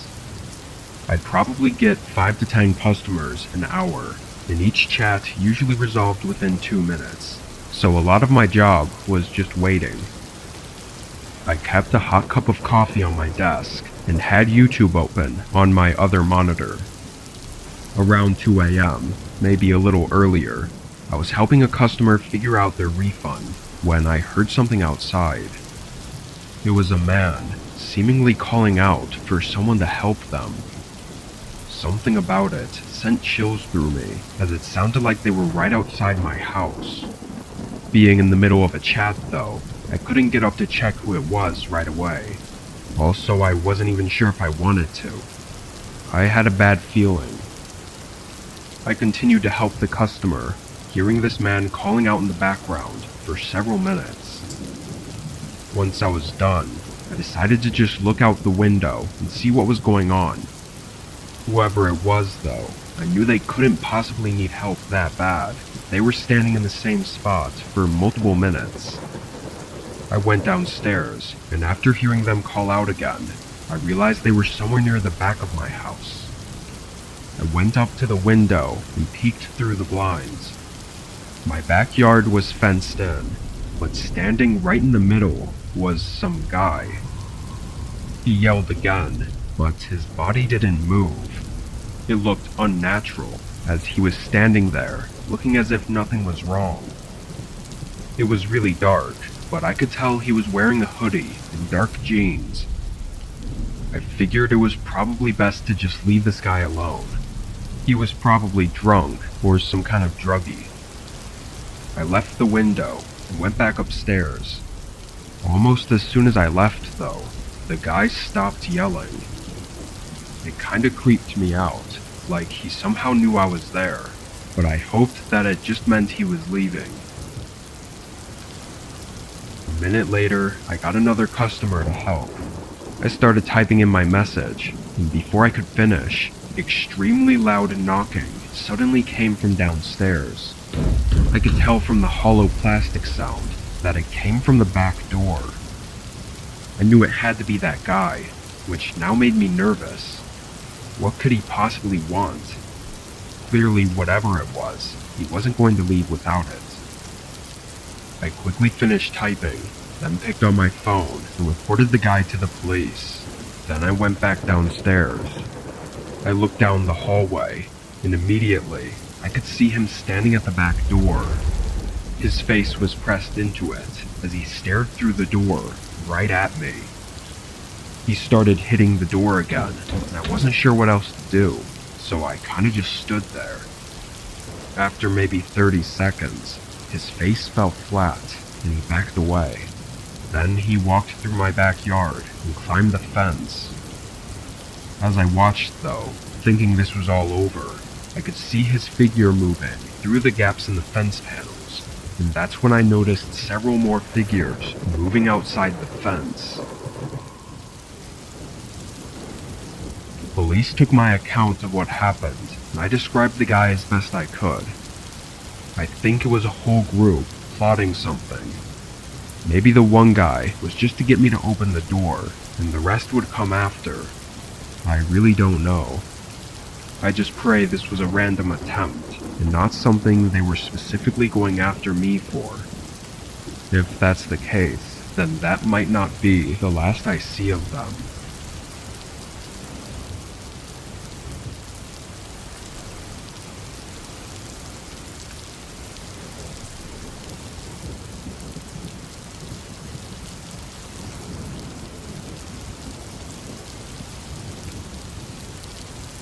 I work night shifts at a hospital, specifically in the ER.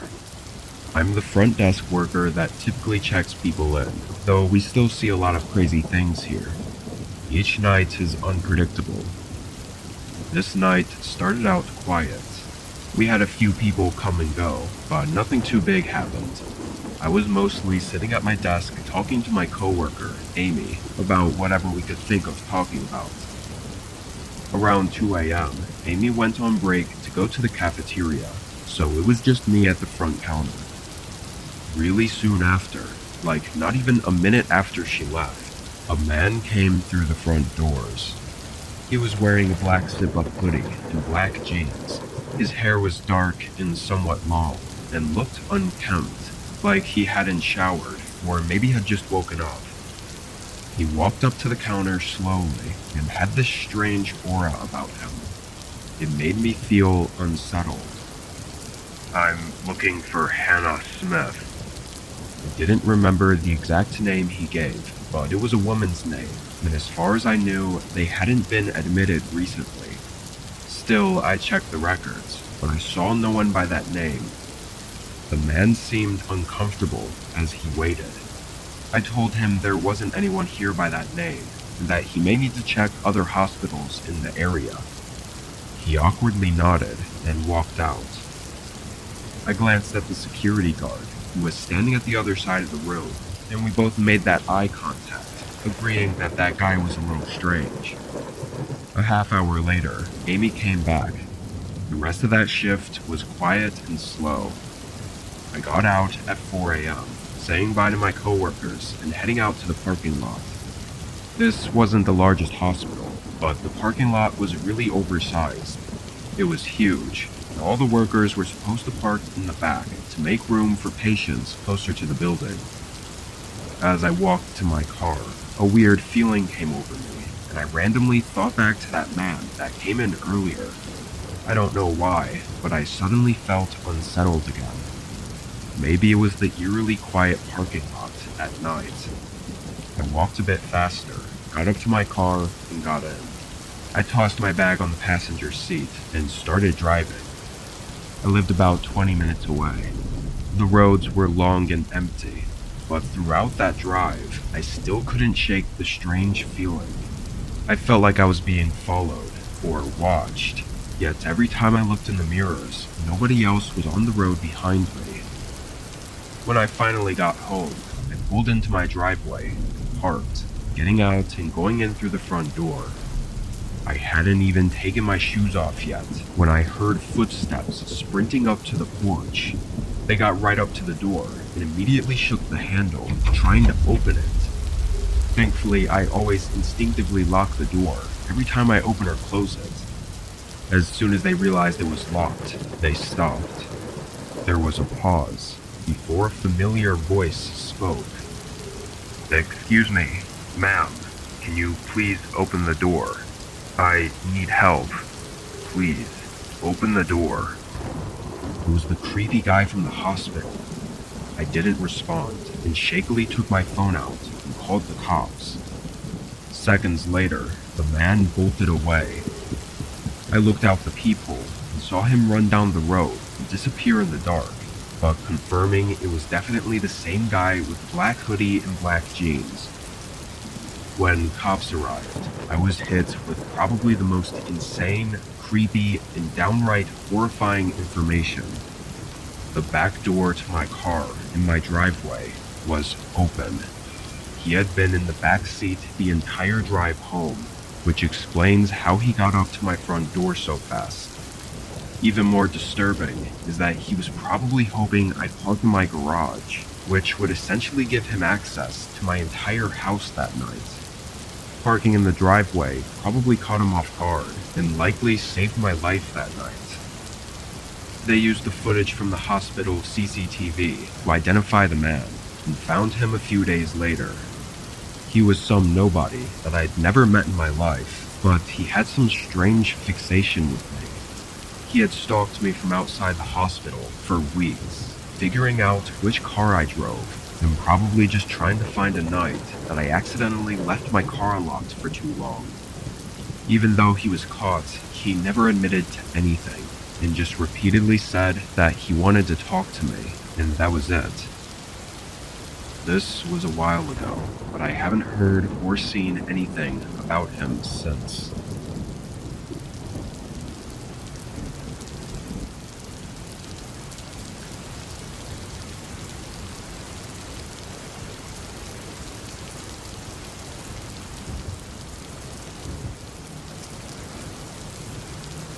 I'm a security guard for a mid-sized office building.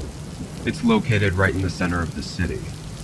Around here, crime rates are pretty high, so it's not uncommon for businesses to have huge losses from break-ins at night. I usually have a coworker with me, but during this month I was alone while the company I worked for was training up a new employee. I didn't mind it at all though. Being alone was more boring and made it harder to stay awake, but having a partner sometimes could get annoying, depending on who it is. Anyway, It was around 2 weeks into this month when I was patrolling the lot like usual and noticed a couple guys far off on the other side of the road. They were standing around in the dark, looking in my direction. I don't know if they were looking at the building or watching me, but it gave me an uneasy feeling. The next time I made my rounds, they were gone. I took a mental note of it, but I didn't think about it too much. The rest of the night was quiet. I got out at 6 a.m. with nothing more to report on. The next couple days were uneventful as well, but then one night at the end of the week, I made my rounds outside and saw them again. They were in the same spot as last time, standing in the dark and watching me. It made me uncomfortable again, so instead of continuing my rounds, I stayed out on that side of the building. Maybe if they saw that I noticed them, they would leave. I stood out there and walked back and forth for about 5 minutes before the men walked away. As I was out there, I tried to take notes of what they looked like, but there really wasn't much I could make out from that distance. I stayed out for another 10 or 15 minutes after they left, making sure they didn't come back. Then I went back inside. With them gone, I figured now was a good time to head to the break room and take my lunch. It was about 1 a.m. The break room was at the far end of the hallway in the back of the building. I sat at a table and started eating while scrolling on my phone when I suddenly heard a noise. I put my phone down and looked at the door to the hallway. I'd never heard any noises like that before. After a few seconds, I got up and walked over to the doorway. I stood there for a good 30 seconds, waiting to hear anything, but it all seemed so quiet that I figured it must have been nothing. I went back and finished my lunch. Afterward, I went to the security office and double-checked that there were no alerts or flags. Everything looked good. Usually this was the time of night where I'd just sit in my chair and wait around, but something in me felt like going to make another round. The noise I heard didn't have me nervous though. I think if anything, I was actually just more curious about what it was, and found it as something for me to look for while I was bored. I started my rounds outside, walking around the building. It was quiet, just the ambient sound of the buzzing streetlights. Nobody was out there. I went back inside and started walking through the inside of the building. Usually, unless there was a flag or alert in the system, I wouldn't go checking every inch of the place. I'd just walk up and down the hallway and make sure nothing was off. The hallway was long though, and was in the shape of an L, so it was more like 2 long hallways. On one side was the main door, and on the other side, there was a door to a mini stairwell that had an emergency exit door. It was one that was original to the building, so one of those old heavy metal doors. And as far as I knew, it wasn't connected to the security system because of how old it was. To bypass this, the company just put a huge padlock on it and bolted it shut to essentially make it useless. However, when I got to the end of the hallway and looked through the door window into the stairwell, I was in complete disbelief. The padlock was snapped in half, laying on the ground, and the metal door had been forced open. I felt lightheaded as I hurried back to the security office. If someone had broken in, how the hell did they slip past me unnoticed? Surely I would have seen or heard them. I started scanning through the tapes. I got to the point where I was standing outside, watching the 2 men. After they left, I stayed for a bit to keep watch. During that time, they came around to the back of the building and snapped the lock off, breaking in and going into the workrooms. Disturbingly, they were still inside the building when I came back inside. One of them was just on the other side of the door, literally 2 feet from me, as I walked past him and into the break room. While I was in there, one of them bumped into a desk while trying to hide, which was likely the sound I heard. When I went back outside to do my rounds, that's when they made a run for it. On the tapes, it was pretty clear that they both had weapons, either large knives on their belts or possibly even small firearms, which makes me think they were prepared to take me down if it came to that. I called the police and handed over the tapes, but nothing ever came of it. They weren't great quality, and the men had their faces covered. The company claimed several hard drives, or files or something, were taken, and they seemed pretty worried about it. However, to this day, there's been no more info on the men or their motives.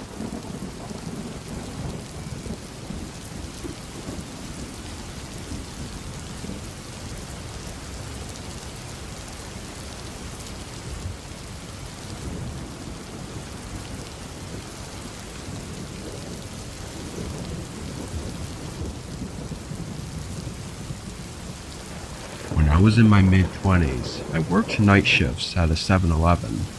I was still doing online school at the time, and I figured most of my shifts would be slow enough for me to get some schoolwork done during my shifts. For the most part, this actually worked out. I'd be the only one there, and it would never really get busy.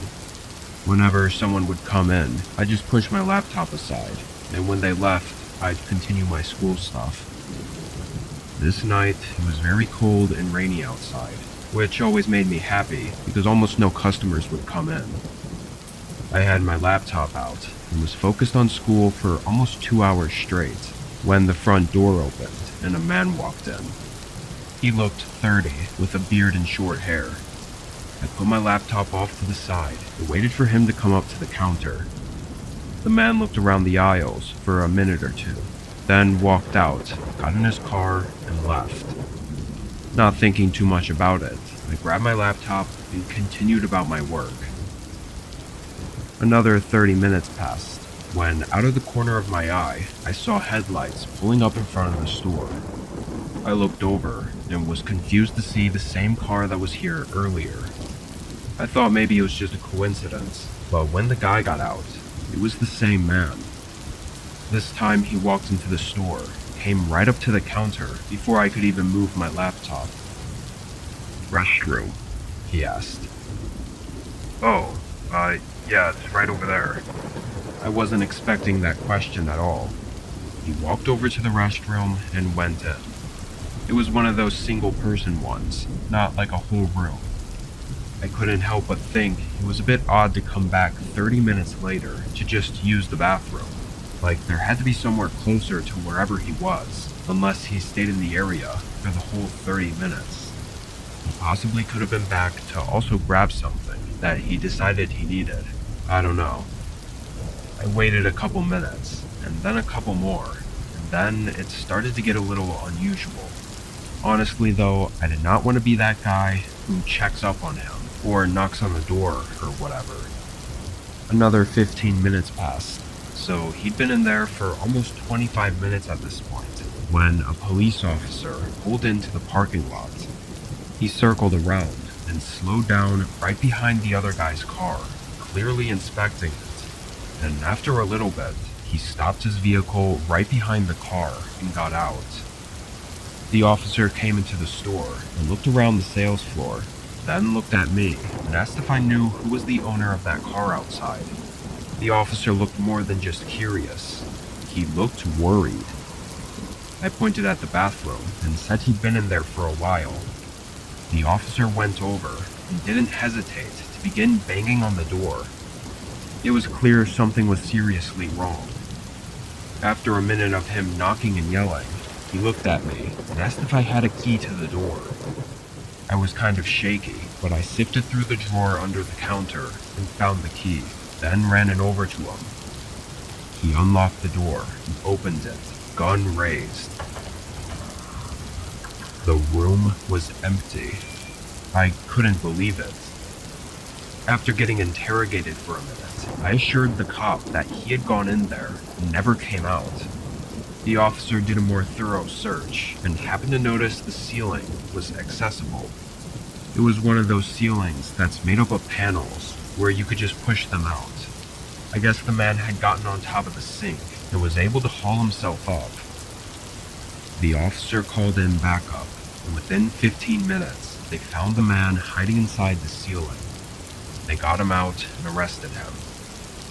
As I've been told, the guy was on the run after doing some absolutely horrible things to several random and innocent people.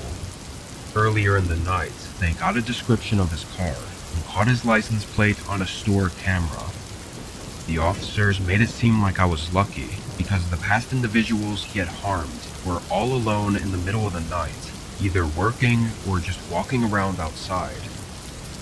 Whether the man was trying to hide in the ceiling because he knew the cops were after him, or he was doing so to try something on me, is unclear. Thankfully, he's locked up for good though.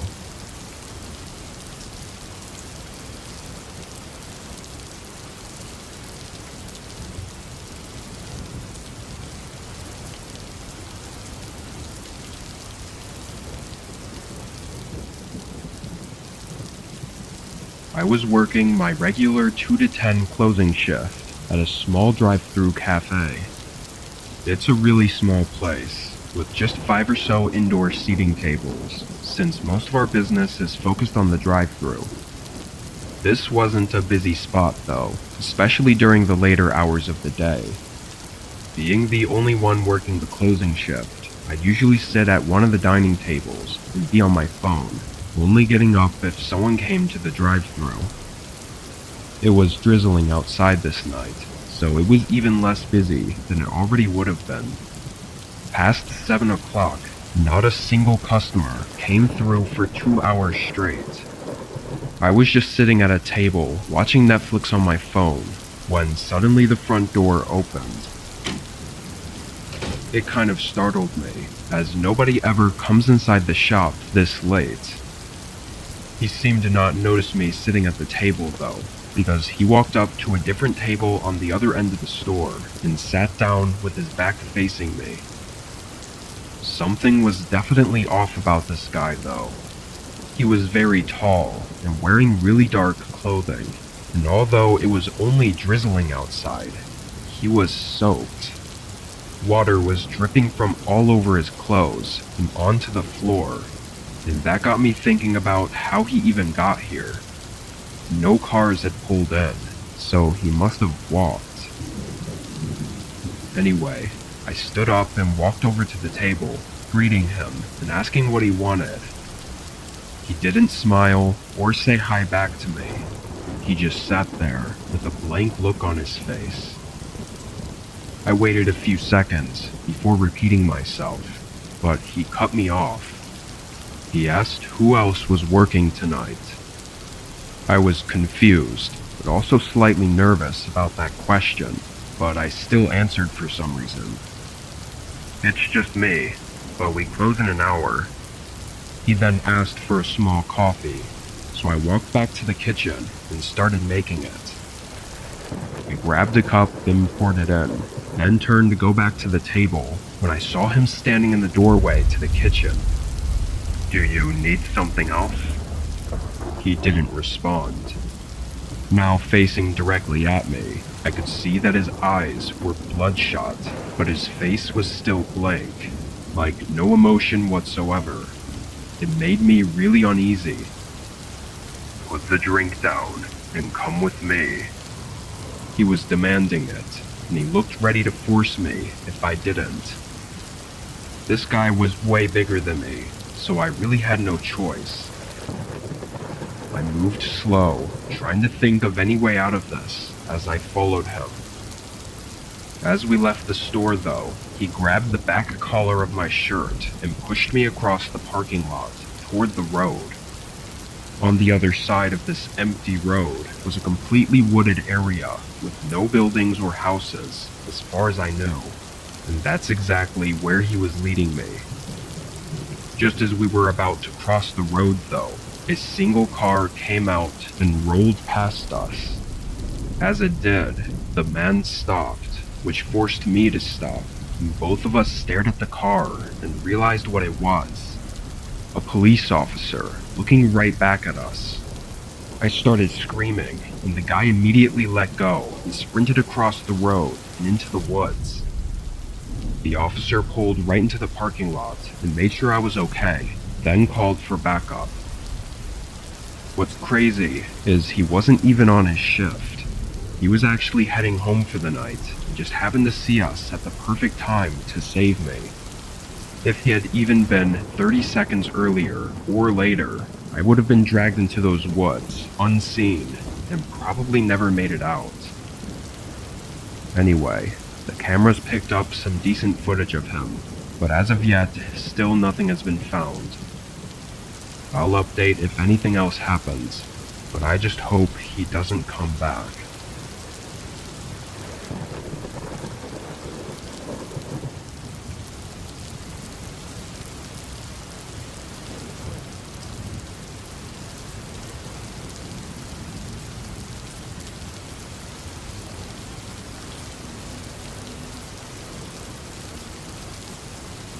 This was almost 2 years ago now.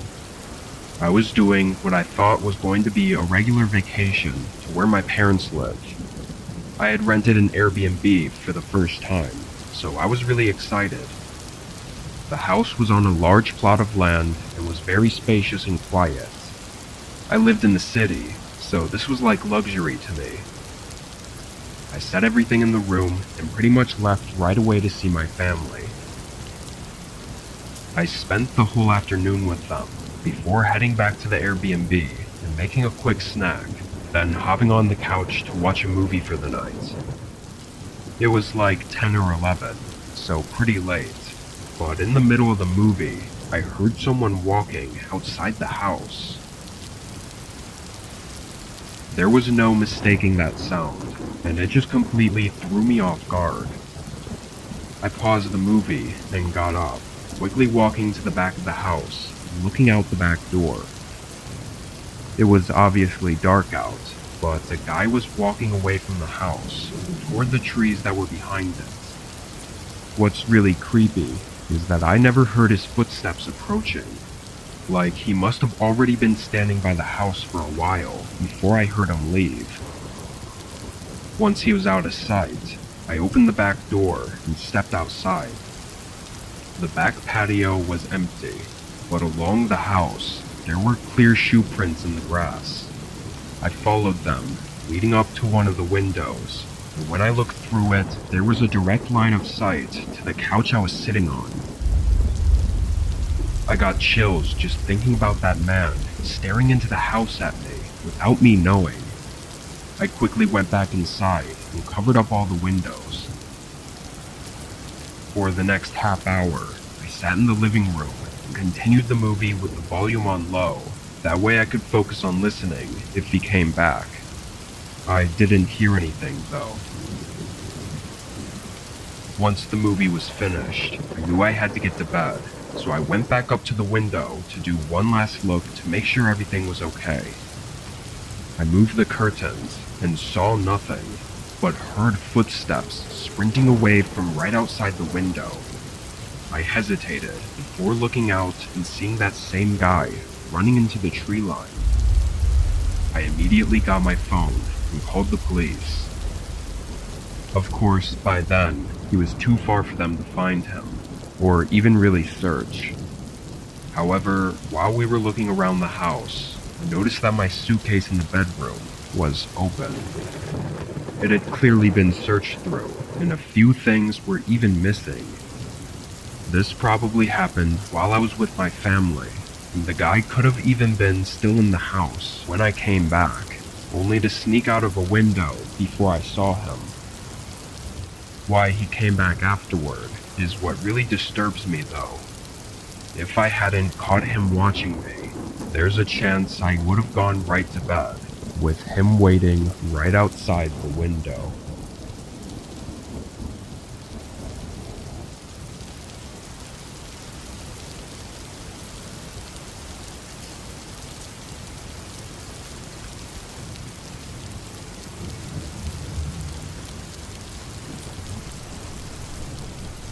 This happened when I was 18, making the road trip from my hometown to my new college. I had all my stuff shoved into the trunk and backseat of my cheap SUV. This was not only my first long road trip alone, but was also going to be my first time being away from my family for an extended amount of time, so my nerves were reasonably high. Anyway, The directions I was taking said it was 600 miles total, which I split into 2 days of driving. I was taking whatever route the maps had me take, and it estimated I'd make it to the hotel at 11 p.m. But with possible traffic, gas stops, and getting food, I knew I'd likely get there much later. By 7, the sun was fully gone, and most of the cars were gone too. Every once in a while, a car would pass by, and I'd see their headlights slowly fade out in front of me, but for most of the drive, it was just me. This actually made me really tired and bored.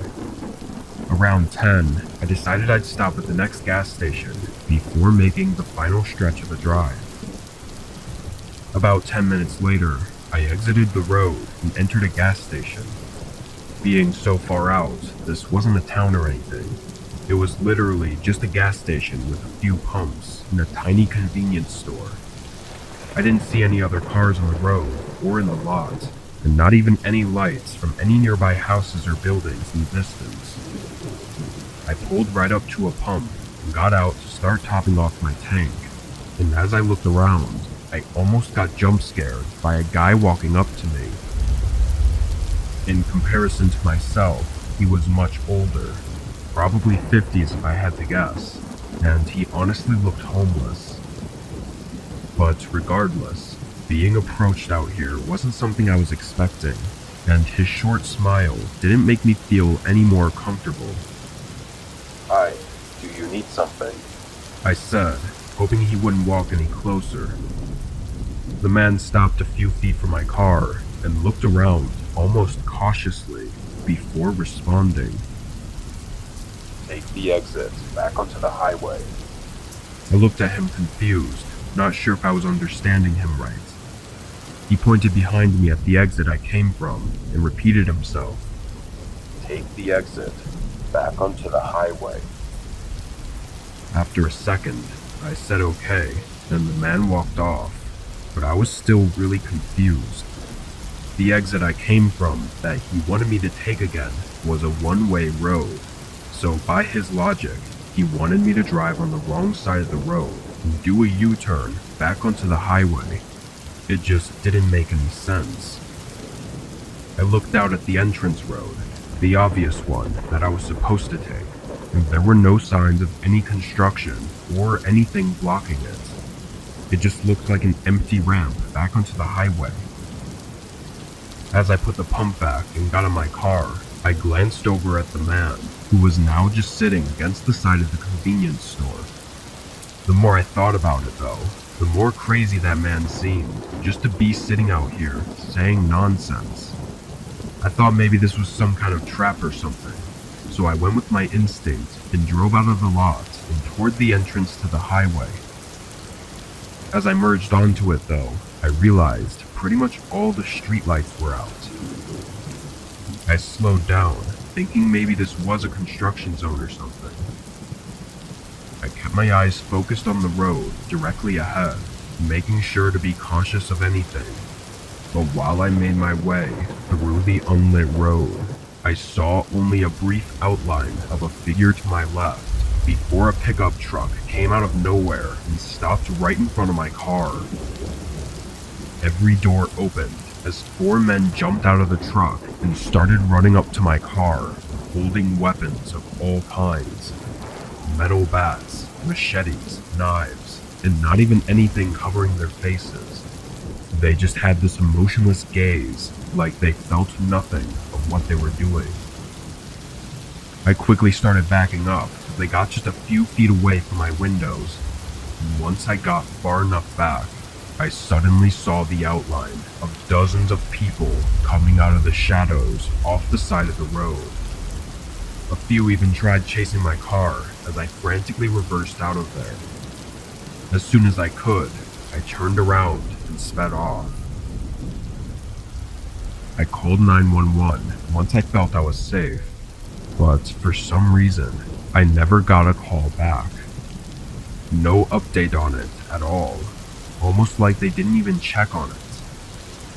Ironically though, it was the creepy old guy at the gas station that tried to prevent me from even getting caught up in that mess. Or at least that was what I assumed he was doing. Either way, I was incredibly lucky to get out of that with my life, as I have no idea what that was or what they were all planning to do.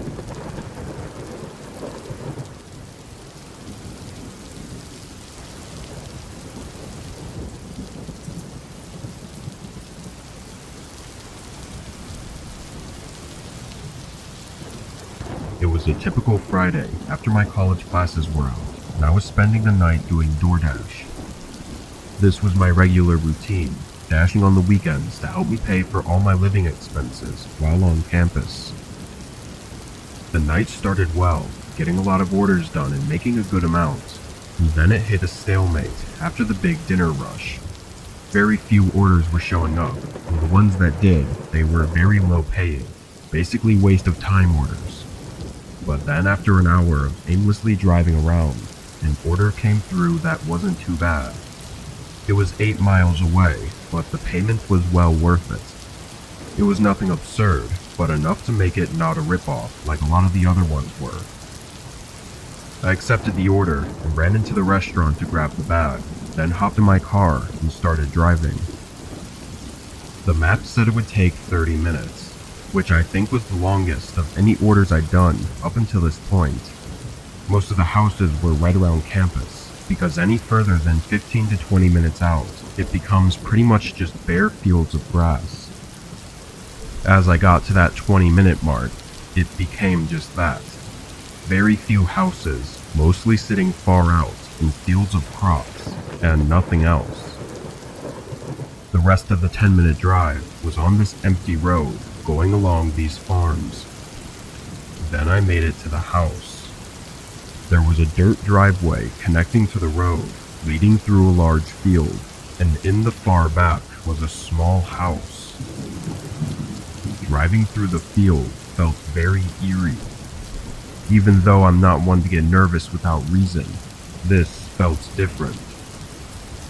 As I got further out from the road, the only sound was the low rumbling of my car on the dirt. I parked out front and got the bag ready, then left the car on as I stepped out. The night was quiet, and the house was dark, having only the porch light on to illuminate the outside. I walked through the unkempt grass and up to the porch, knocking on the door. As I waited, I looked back at my car, sitting in the dark, with the field of pitch black behind it. A moment went by, then I knocked again, but there was no response, not even the sound of anyone inside. It didn't take long for me to realize the strangeness of the situation, seeing no lights on in the windows, and noticing how decayed the house looked up close. The only thing that made me think it couldn't be abandoned was that I had an order for this address, and the porch light was on. I looked at the light, thinking, why would that be the only light? But by some odd chance, I happened to recognize the top portion of the casing having a cheap solar battery. It was just an automatic light that charges during the day and turns on in the evening, meaning nobody had to be here to turn it on. Just as I was piecing this all together though, I heard a rumbling sound behind me. I turned, seeing a car driving down the dirt path and coming up right behind my car.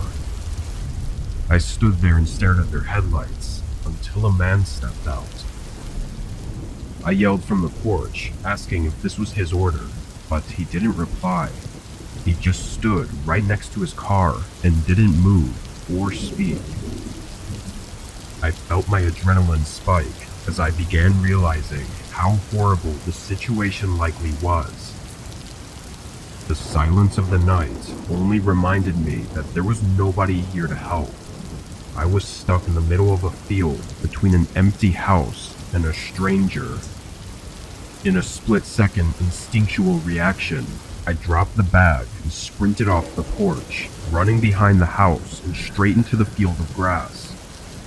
I looked back, seeing the man coming up behind me. Frantically, I continued running, and the further out I got, the thicker and taller the grass became, until it was covering all views of direction. By then, I knew the guy had no chance in following me. I slowed down, catching my breath as I carefully moved through the crops and tried to be quiet in case the man was still trying to find me. Eventually, I made it to someone else's yard, and from there I got to a road where I had enough signal to call for help. Police picked me up and went to check on my car, but of course, the man was gone by then. I was surprised though, because my car hadn't been looted, and the bag of food was still on the porch of the abandoned house. But that could only mean that the man had other intentions, likely far worse than just robbing me.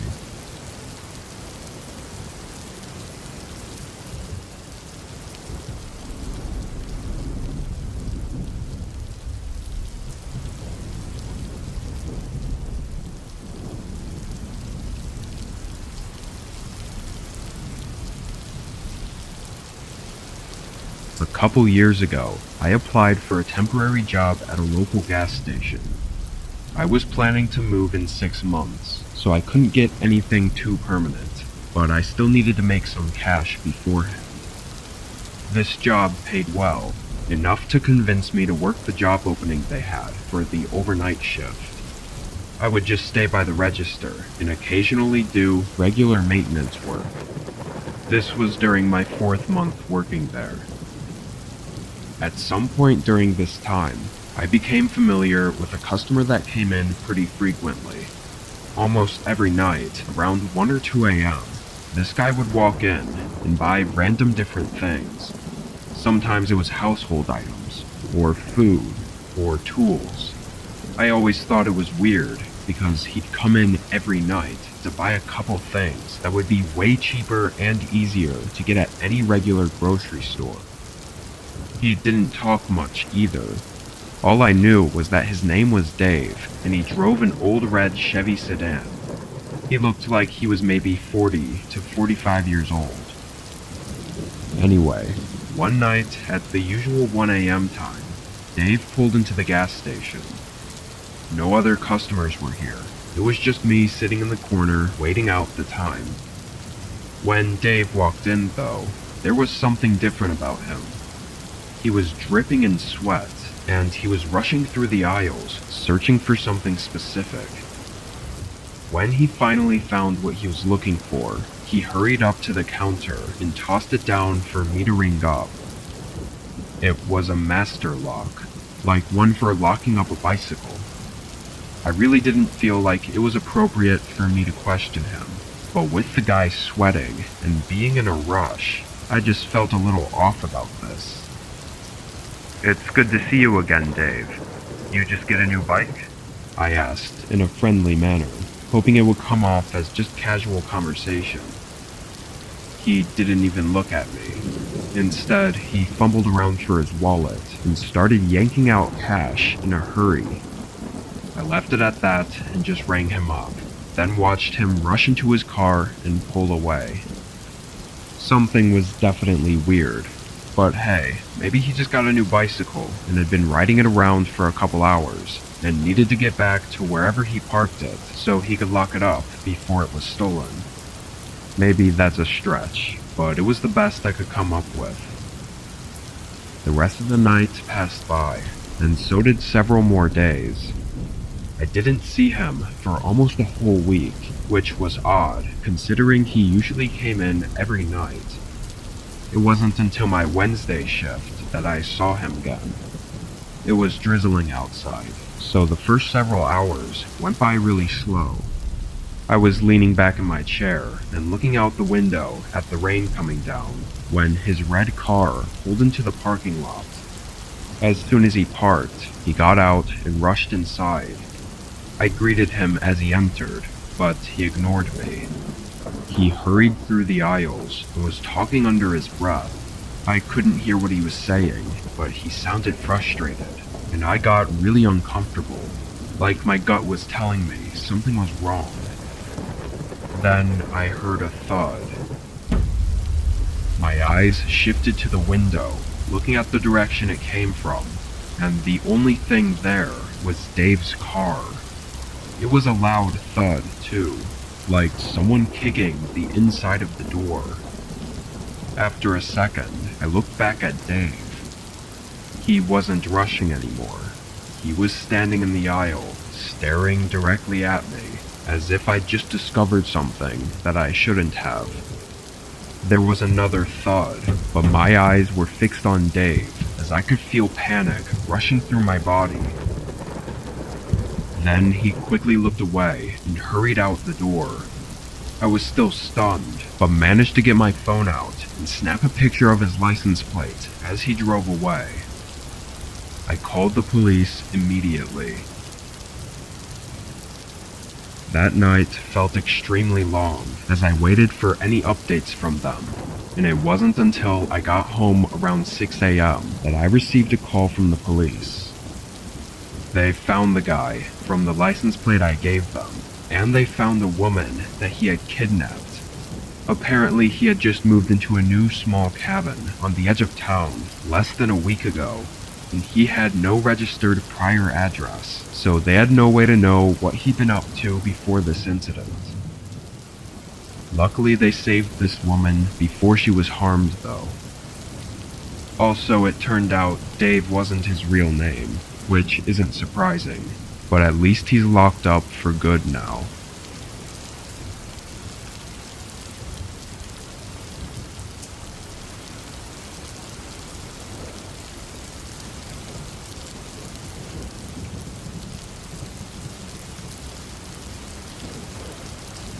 This was a few months ago while driving for DoorDash.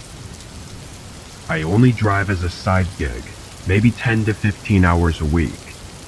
This night I was only doing a couple orders since it was already late, and I had picked up a small order around 1 a.m. It was to be delivered to a business building somewhere across town, which was apparent by the address. This was a normal thing, usually for overnight workers or whatever. When I pulled into the parking lot though, it was empty. No cars at all, and it didn't look like there was a parking lot behind the building either. I parked in a spot near the front and got out with the food. The place was definitely an office building of some kind, and was smaller than most, being only 2 stories and not very wide. All the lights were off in the windows though, aside from one light behind the front door.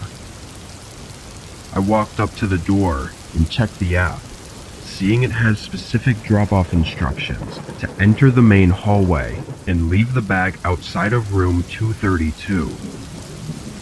I looked through the door in the building, seeing this hallway with a bunch of closed doors on either side. Delivering to specific rooms I'd only done at hotels, so this was kind of new for me. I tested the door, pushing on it, and it was unlocked, so I stepped inside. I expected to hear people working, moving around, or talking, but instead didn't hear anything. There wasn't a single sound in the whole building. It was just white noise from the overhead lights buzzing above me. As I passed the first few doors though, they were all numbers in the 100s, like 102 and 106. The room the instructions said to leave it at was in the 200s, so I assumed that meant it was on the 2nd floor. In the middle of the hallway was the doorway leading to the staircase. It was held open with a wedge door stopper on the floor, but the lights weren't on. I stepped in and up to the bottom of the staircase, then looked up. The whole stairwell was pitch black. Not even any light was coming from above, where the room was supposed to be for me to drop it off at. Again, I started to notice the eerie silence, and it sent a chill through me. I was always one to do whatever the instructions say, so I'd get good reviews, but this was the first time I told myself that this was too sketchy. I stepped out of the stairwell and back into the hallway, and just as I did, the door right across from me opened. The lights in that room were off, but a man emerged from behind the door and stepped into the hallway. He was wearing street clothes and just didn't look like an office worker at all.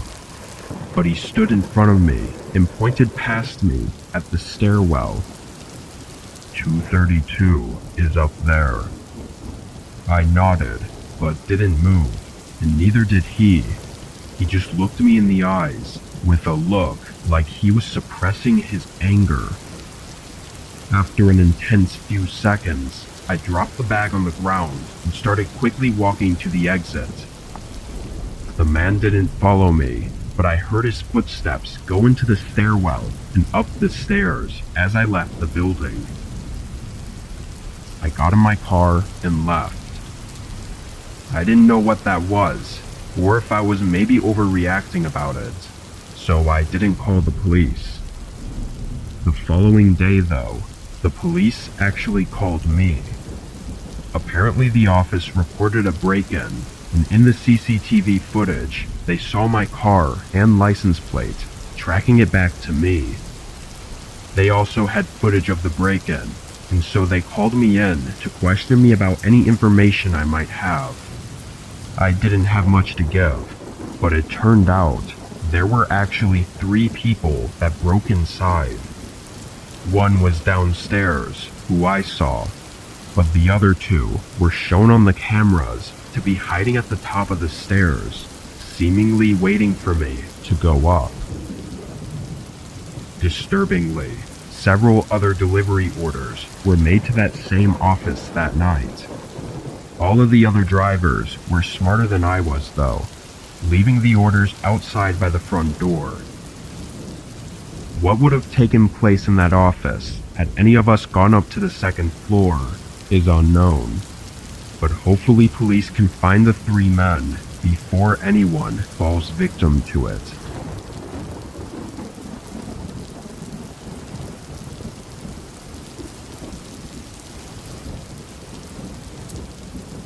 My name is Caleb Fletcher. I'm 16 years old, and this took place around 8 to 9 months ago, on the 24th of August, which was a Saturday. School had been going on for about 2 weeks, so to de-stress a little, I decided to see if my friends, who I'll call Griffin and Broly, wanted to hop on Fortnite. My mom and sister were out shopping, my dad was working, and I was bored. It was around 8 p.m. when we finally got on to play, because I had decided to make pizza rolls beforehand, and ended up burning the batch. After a few rounds, I could tell my friends were getting tired of losing, so they got off after only an hour. I planned on just lying down with my phone and going to bed. That was until I heard my 2 dogs barking outside. It's not unusual for them to bark, given how people typically walk on the side of the road, but I still looked anyway, just to make sure. I didn't see anybody, but seconds after looking out the window, I heard our garage door open and shut. That usually means my dad is home from work, but I didn't see his van outside, and he had texted me earlier telling me that he would be working late tonight. I decided to walk downstairs into the dining room and look out the window to get a better view. From there, I could see that our driveway was empty. There wasn't a person or vehicle in sight. I wasn't the type to go investigate, so I ran back up to my bedroom and texted my family group chat to ask if anybody was home. I told my mom about the garage door, and she told me to turn off the lights, lock my bedroom, and stay there until she got home. So I did just that. About 15 minutes later, I thought I heard our wooden floor downstairs creaking, like someone was trying to be sneaky. I didn't have anything to use as a weapon, so I unclipped my microphone's boom arm from my desk and quietly opened the door. I walked out onto our upstairs balcony and looked over, trying to see if I could spot anyone hiding or anything suspicious.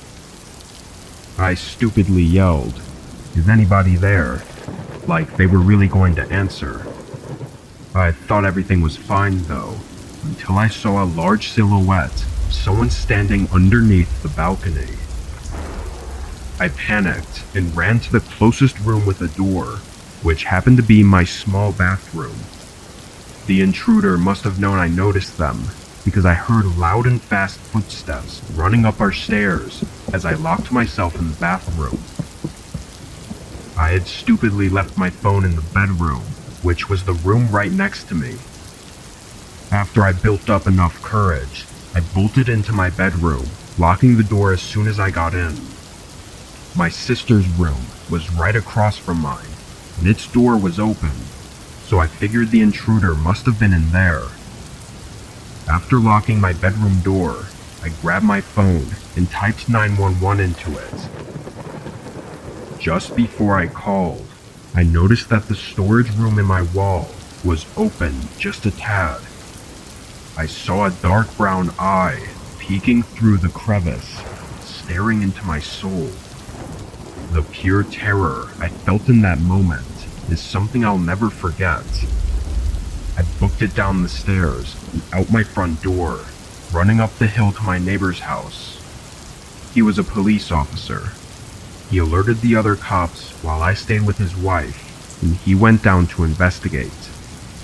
I told him exactly where the intruder was, hiding in my bedroom. Minutes later, I ran back down the hill to see if the intruder had been caught. When I walked in, I saw a tall, skinny man with a gray beard and a dirty black coat being pushed onto the floor by my neighbor as he was getting handcuffed. I'm not allowed to be home alone anymore, and we have better security around our house now. My family was just happy to know I wasn't hurt, and they were thankful for my neighbor's bravery.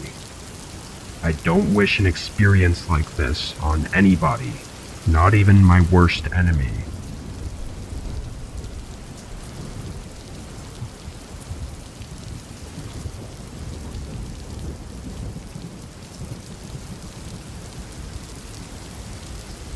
I'm a manager at a mid-sized grocery store. I do 10-hour shifts and work mostly overnights. At the time, our store was having some staff issues that made pretty much every department understaffed and overworked, and overnight stocking was no exception. I had one guy that would help me 5 nights a week, but that was it, other than me. This was on his day off, so it was only me working. I got in at 10 and was alone by 10:15. After running some numbers in the office, I started pulling out loads of boxes to the aisles to start unpacking and stocking. Even though I had no help this night, I still had to get everything done, so I was working hard and as quickly as I could. I didn't even stop for a break or anything, but suddenly a tapping sound echoed through the store. I stopped and listened, hearing it happen again, and it sounded just like someone tapping on a window at the front of the store. I looked at my watch for the first time since I started working, and it was 2 a.m. Time had flown by, but there was no reason anyone should be here. I walked down the aisle and to the front, where I quickly saw someone outside the store. He was leaning against the window and trying to look inside. He spotted me as I walked up and stared at me. When I was just on the other side, I asked what he wanted. The man, looking like he was homeless, told me to open the door. He had a straight face, no smile or anything. I said we were closed and he couldn't be here, then turned to walk away, but the man immediately banged on the window, not tapping like he was before. This was now harsh banging. I looked back at him, and he was clearly enraged, with his fist against the glass. Thinking this guy was crazy, I told him I'd call the cops if he doesn't leave, then started pulling my phone out to show I was serious. And only then did he step away from the window. He still had that angry look as he walked away and into the parking lot. Seeing him leave, I put my phone away and got back to work. We get a lot of crazy customers around here, so I didn't think on it too much. And again, I had to focus on getting my work done. I was only able to get a small cart of boxes stocked, so it was maybe 15 minutes later when a sudden sound echoed through the store. It sounded like something metal snapping or scraping. I quickly dropped what I was doing and ran up to the front. Nobody was at the windows, so I went up to the entrance door. It was one of those revolving glass doors, which uses a bolt lock on the top to keep it from opening when we close the store for the night. Right away, I saw that bolt was missing. Like, not even just unlocked. The entire bolt was gone. I pressed my hand on the door and it glided around, completely allowing anyone to get in. I could feel my face turn white as I realized what this meant, and I knew I needed to call the police immediately. I turned around to go to the front office, but was instantly looking into the face of that guy from before. He was only a few feet from me, still having that enraged stare. I didn't hesitate to run out the revolving door, hearing the guy follow close behind me. As I ran out into the parking lot, an old van came speeding up to the front. It nearly hit me, but I just kept running until I got to my car. When I rushed in, I noticed the guy wasn't chasing me anymore, and the van was now speeding out of the parking lot. I called the cops and spent the next couple hours explaining what happened. It wasn't until the next day that we got security footage of the man breaking inside, but it wasn't the best image quality. We can say almost for sure that they were trying to get me into their van, but we have no way to know why. I'm sure if I'd not been as quick though, I probably wouldn't have ever been seen again.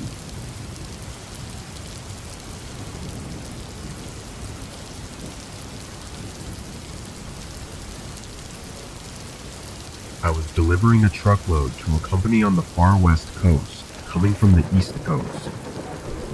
The route across the country is one I've taken many times before, being a truck driver for almost 20 years. It's always the same every time I make one of these drives.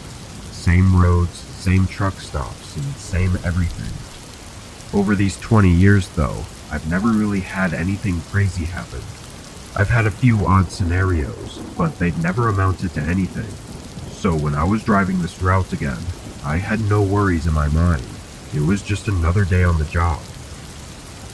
About 20 hours into the route, a storm started coming over and slowing down my driving.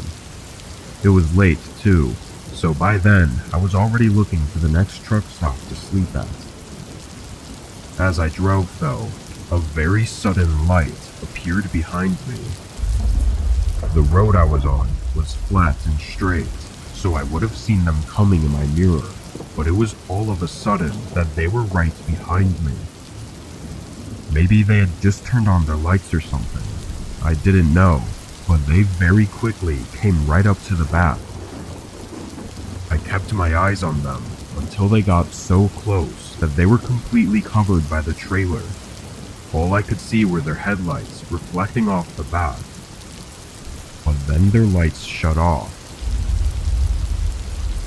I maintained my speed and kept looking back at my mirrors, trying to see if they were still behind me, but I had no way to know. For someone to turn off their lights in the middle of a heavy storm was insane though. and to be tailing behind me so close was just as insane.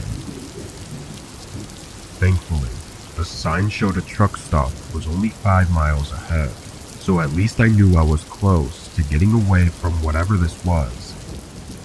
I didn't want to jump to conclusions based on just some weird behavior, but as a trucker, it's hard not to think about the possibility of it being an attempted robbery, especially when alone on the road at night. For the rest of the 5 miles, I saw no signs of them behind me. I was still on edge because I couldn't really see anything anyway, but I started feeling less worried as I was coming in on the truck stop. I pulled in, trying to check my mirrors to see if they followed, but with the rain and lack of lighting, it was really too hard to tell. The truck stop was mostly empty though, aside from a few trucks at the gas pumps. I pulled off to the side and parked in the middle of the lot. After waiting a minute and getting some of my stuff organized, I opened the truck door and leaned my head out, looking along the side of the trailer. I was drenched from the rain in just a matter of seconds, but from what I could tell, there was no car behind me.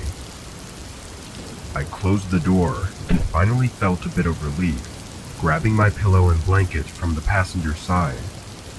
I locked the doors, turned off the truck, and tried to get some shut-eye. The rain pounding on the metal roof made it easy to fall asleep, blocking out any possible sounds coming from other trucks pulling in and out. When I woke up though, I felt I had only been asleep for a few minutes. I looked around, seeing it was still dark out, and the storm was the same, if not worse. But before I could check my mirrors, a loud thump shook the truck. My eyes opened wider. I reached for the door handle and opened it, looking out at the back of the trailer. Through the rain, I could barely see the outline of a car with its headlights off, and 2 men moving around in front of it. Terrified, I hesitated to step out and confront them, and as I sat there in that moment of hesitation, the door suddenly slammed against my body, shoving me back further into the driver's seat. Another man stood outside, yelling at me to stay where I was, then slamming the door again. His right hand was shoved in his hoodie, and with 2 other men behind the truck, I was in no position to try anything. I could feel the truck shake as I just sat in place with the guy outside my door watching my every move. He didn't even look away for a second. This went on for a few minutes, then they ran back to their car and drove off. I was still in shock, watching their car disappear onto the road. I called the police and put in a report, but no information ever came up on who the men were. All I know is that if I had been any less aware and had just tried to drive off at first sight of the men, I probably wouldn't have been able to make it out as safely as I did.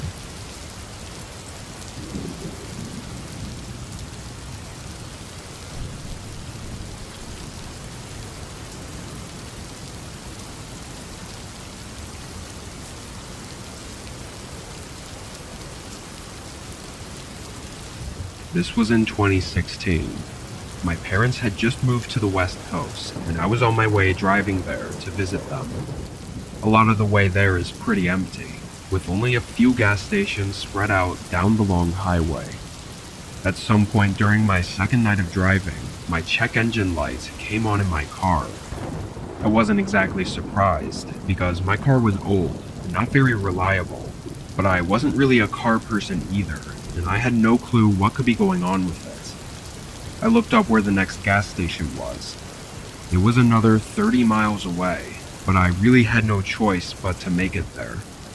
However, my car decided to make the choice for me instead though, as the engine suddenly cut out, leaving me coasting along the side of the road until I eventually stopped. I tried everything I could to get it working again. I even got out and looked under the hood for any possible causes of the problem, but I saw nothing. Honestly, I thought this was just the final leg of my car. In the meantime, all I could do was find a way to get help. I pulled my phone out, and I immediately felt my stomach drop, as I had no service. I tried a few calls anyway, but obviously none of them went through. After 30 minutes of trying to find a solution, I realized I really only had one option, which was to hitchhike a ride. I'd never done it before, and I was kind of nervous, not really knowing what to expect. I always found it as a strange thing that I never thought I'd ever do. I stood out there on the side of the road and just waited. Every 15 or so minutes, a single car would pass by, but none of them stopped for me. This went on for hours. It was probably 2 or 3 a.m. before I saw the headlights of another car coming down the road. I stuck my thumb out, assuming it would pass by like all the rest. But to my surprise, they started pulling over. It was a black pickup truck, and I couldn't really see the driver until I walked around to the side of their car. He was a very skinny man with a long, thin face, and matched with his long black hair, it was a little unsettling. "Need a lift?" he said happily, with a big grin. Something really put me off about this guy, but honestly, I was tired, and this might be my only opportunity to get a ride, so I didn't pass it up. I hopped in the back seat. I felt like it would have been awkward if we didn't have some small talk, so I asked him what he was up to tonight.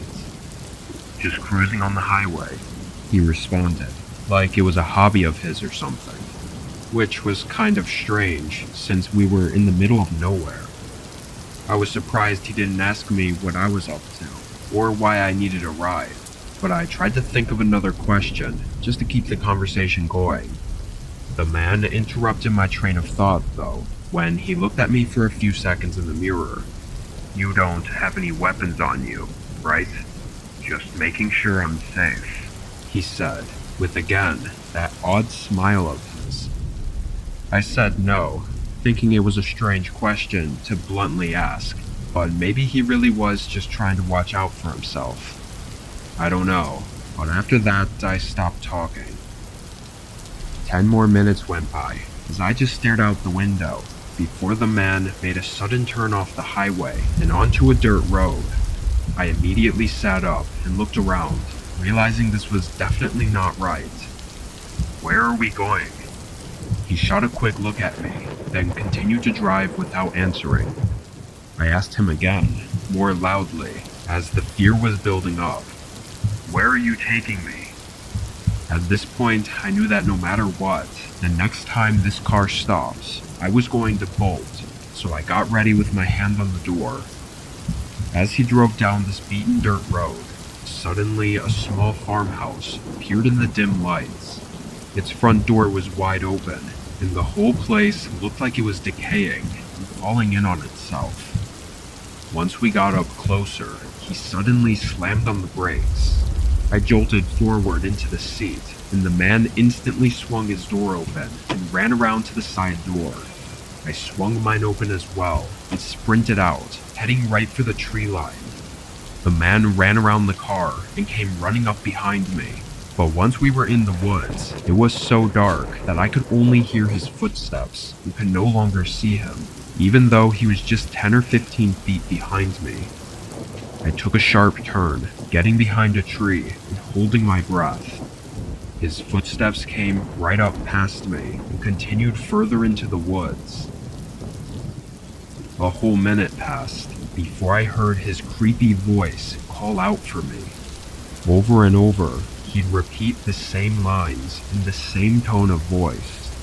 "Come on, let's go back. I'll give you a ride. I wasn't trying to scare you." It was extremely disturbing. Even worse, I never heard his footsteps go back toward the car, so I had no idea where he was, or if he was lurking in the dark somewhere nearby. I knew I had to leave though, so I started quietly walking in the direction of the main road, or at least what I thought was that direction. I really couldn't see anything, but once I was deeper in the woods, I pulled my phone out and turned the brightness on low. Somehow, I happened to have service now. I almost wanted to cry from the relief. I dialed 911 and had them track the call so they knew where I was.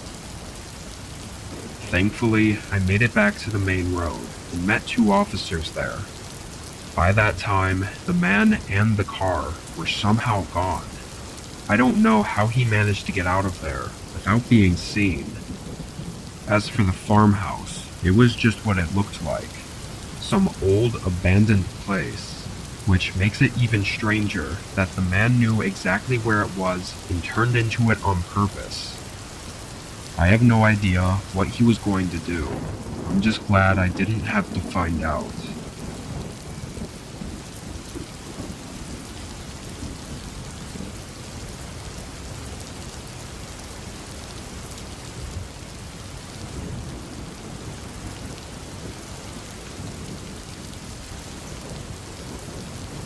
This was only a few months ago.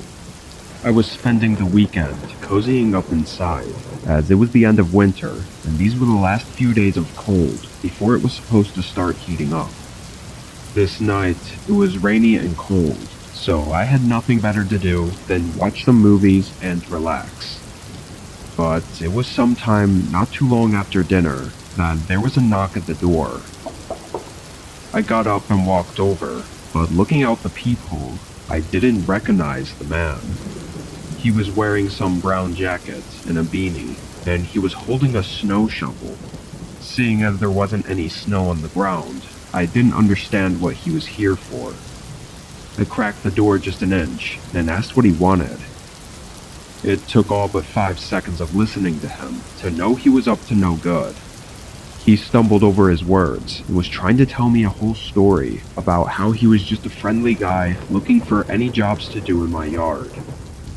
Something felt off about it and unnatural, so I said no thanks and started shutting the door, but the guy quickly put his hand on it. For a second, he just stared at me, keeping the door open, before he let go. I shut and locked it. Then after processing what happened, I looked back out the window.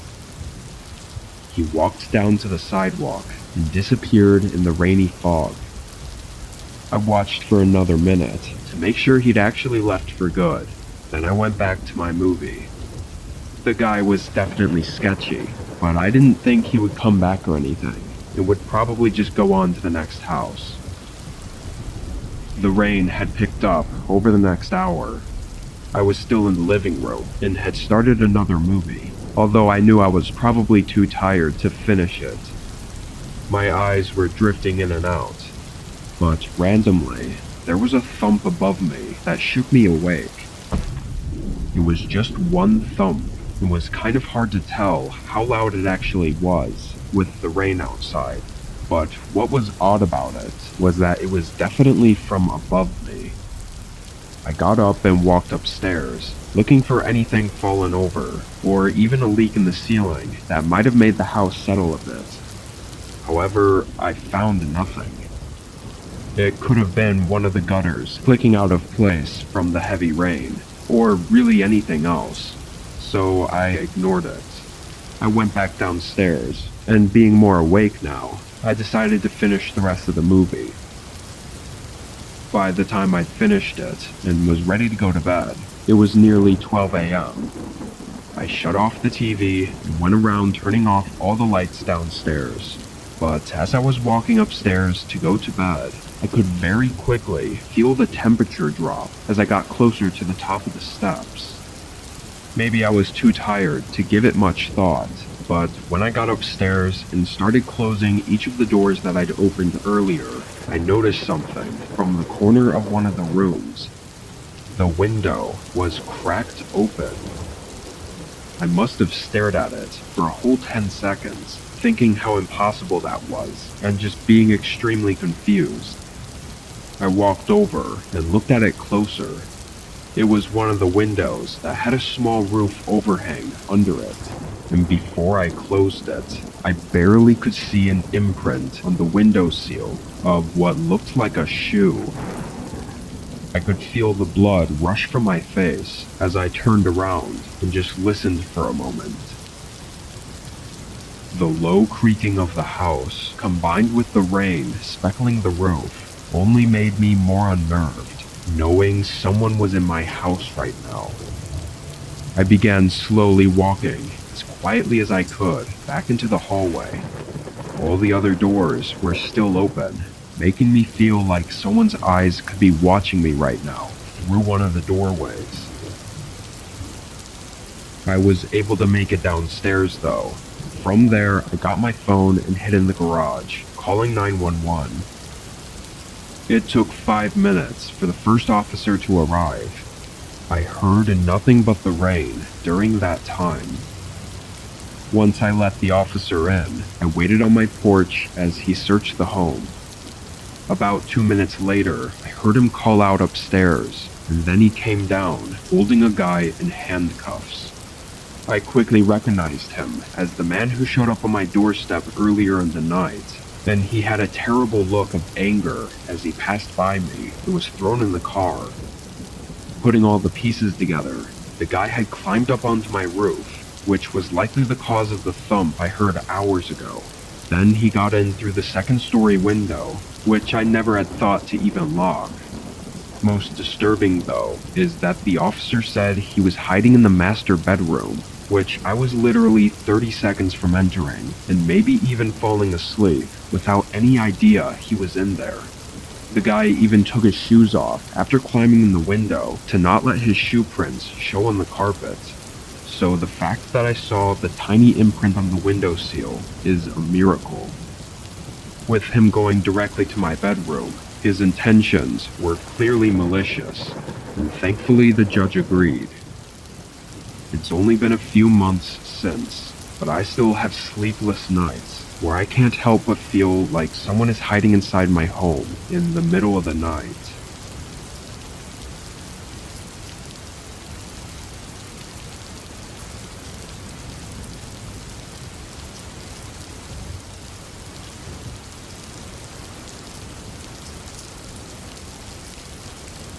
I was driving back from my friend's place in Wisconsin. I live right outside of Chicago, which is about a 6-hour drive, so I decided to do it all in one go. However, I didn't anticipate leaving so late. I wasn't on the road until 8 p.m., but I absolutely had to be home for work the following day, so there was no option to hang out any longer. If you aren't familiar with Wisconsin, it's mostly flat with a ton of forests all over the northern parts, and small towns scattered throughout.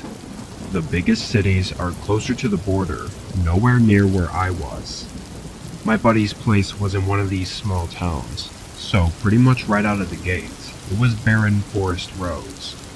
There were a few cars here and there, but once I was 30 minutes out and the sun had set, there wasn't a single other car. I probably went a whole 2 hours without seeing anyone else on the road. The endless flat forest on either side of me was so repetitive that it was making me sleepy. It definitely didn't help that I was so tired from hanging with my friend all weekend either. I was trying everything to stay awake, but at just around 11 p.m., I actually saw something up the road. I opened my eyes a bit wider and could tell it was a person. They were standing on the shoulder and had their thumb out, clearly looking for a ride. For some reason, the very first thought that came through my mind was that having company in the car would surely help keep me awake. I almost instinctively began slowing down, and as I got closer, they started walking down the shoulder toward my car. I rolled the window down and pulled up next to them. "Hey, I just need a ride into the next town, if you've got a spare seat for me." It was really dark out, and I couldn't see much of him, but he sounded tired. I let him into the back seat. It wasn't until I started pulling away that the thought even popped into my head about why he was out here. I mean, the middle of the woods in the middle of the night was kind of a weird place to be. I looked in the mirror. The guy was looking at me through the shadow that covered the back seat. He looked like he was 30-ish, with stubble and a buzz cut, but I didn't see a backpack or anything with him. "So, what brought you out here?" he asked me.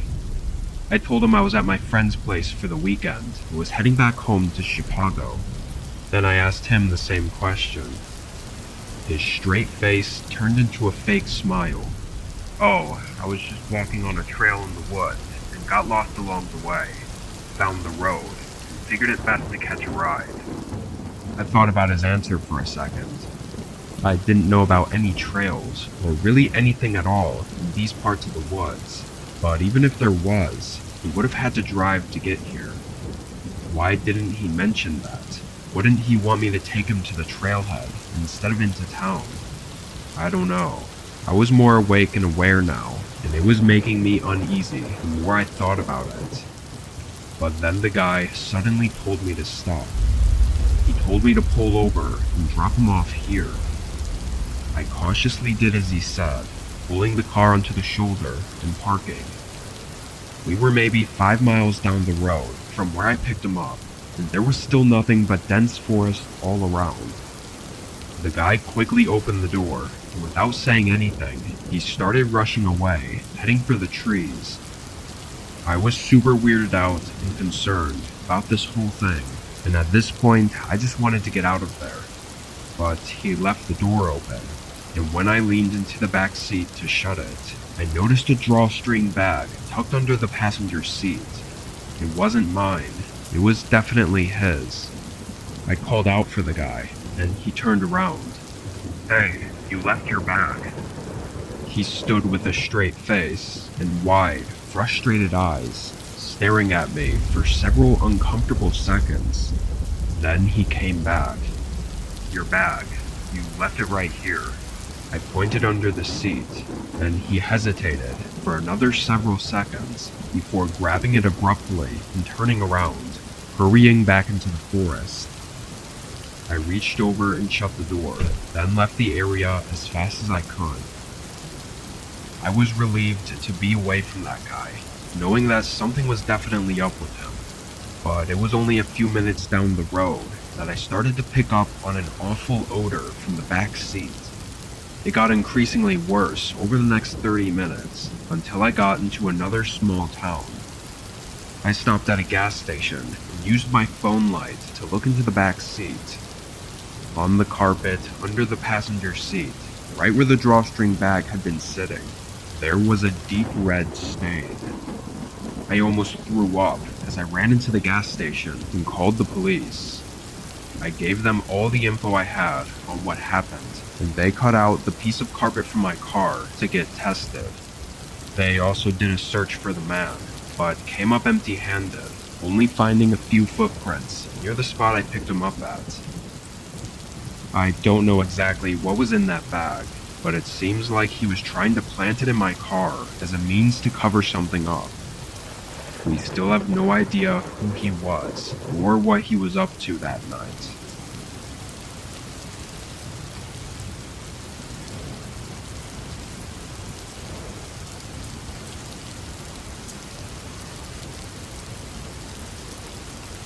I was working a quick DoorDash shift on a Monday night. I got out of my day job at 7 and decided to make a few deliveries. It was a pretty regular, quiet night, with nothing much to note. I delivered about 7 or 8 orders before I took my last one for the night. I drove it down to the house and dropped it off, then started heading back into town, where my apartment was. It was around 10 o'clock now, and after that delivery, I was about 20 minutes out in the farmland that surrounds our town.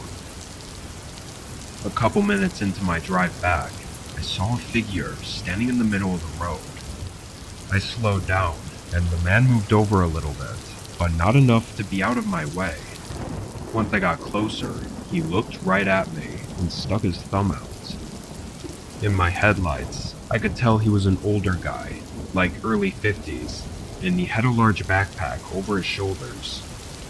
Since I was already slowing down, I figured I'd be helpful and ask if he needed a ride into the city, since I was heading that way anyways.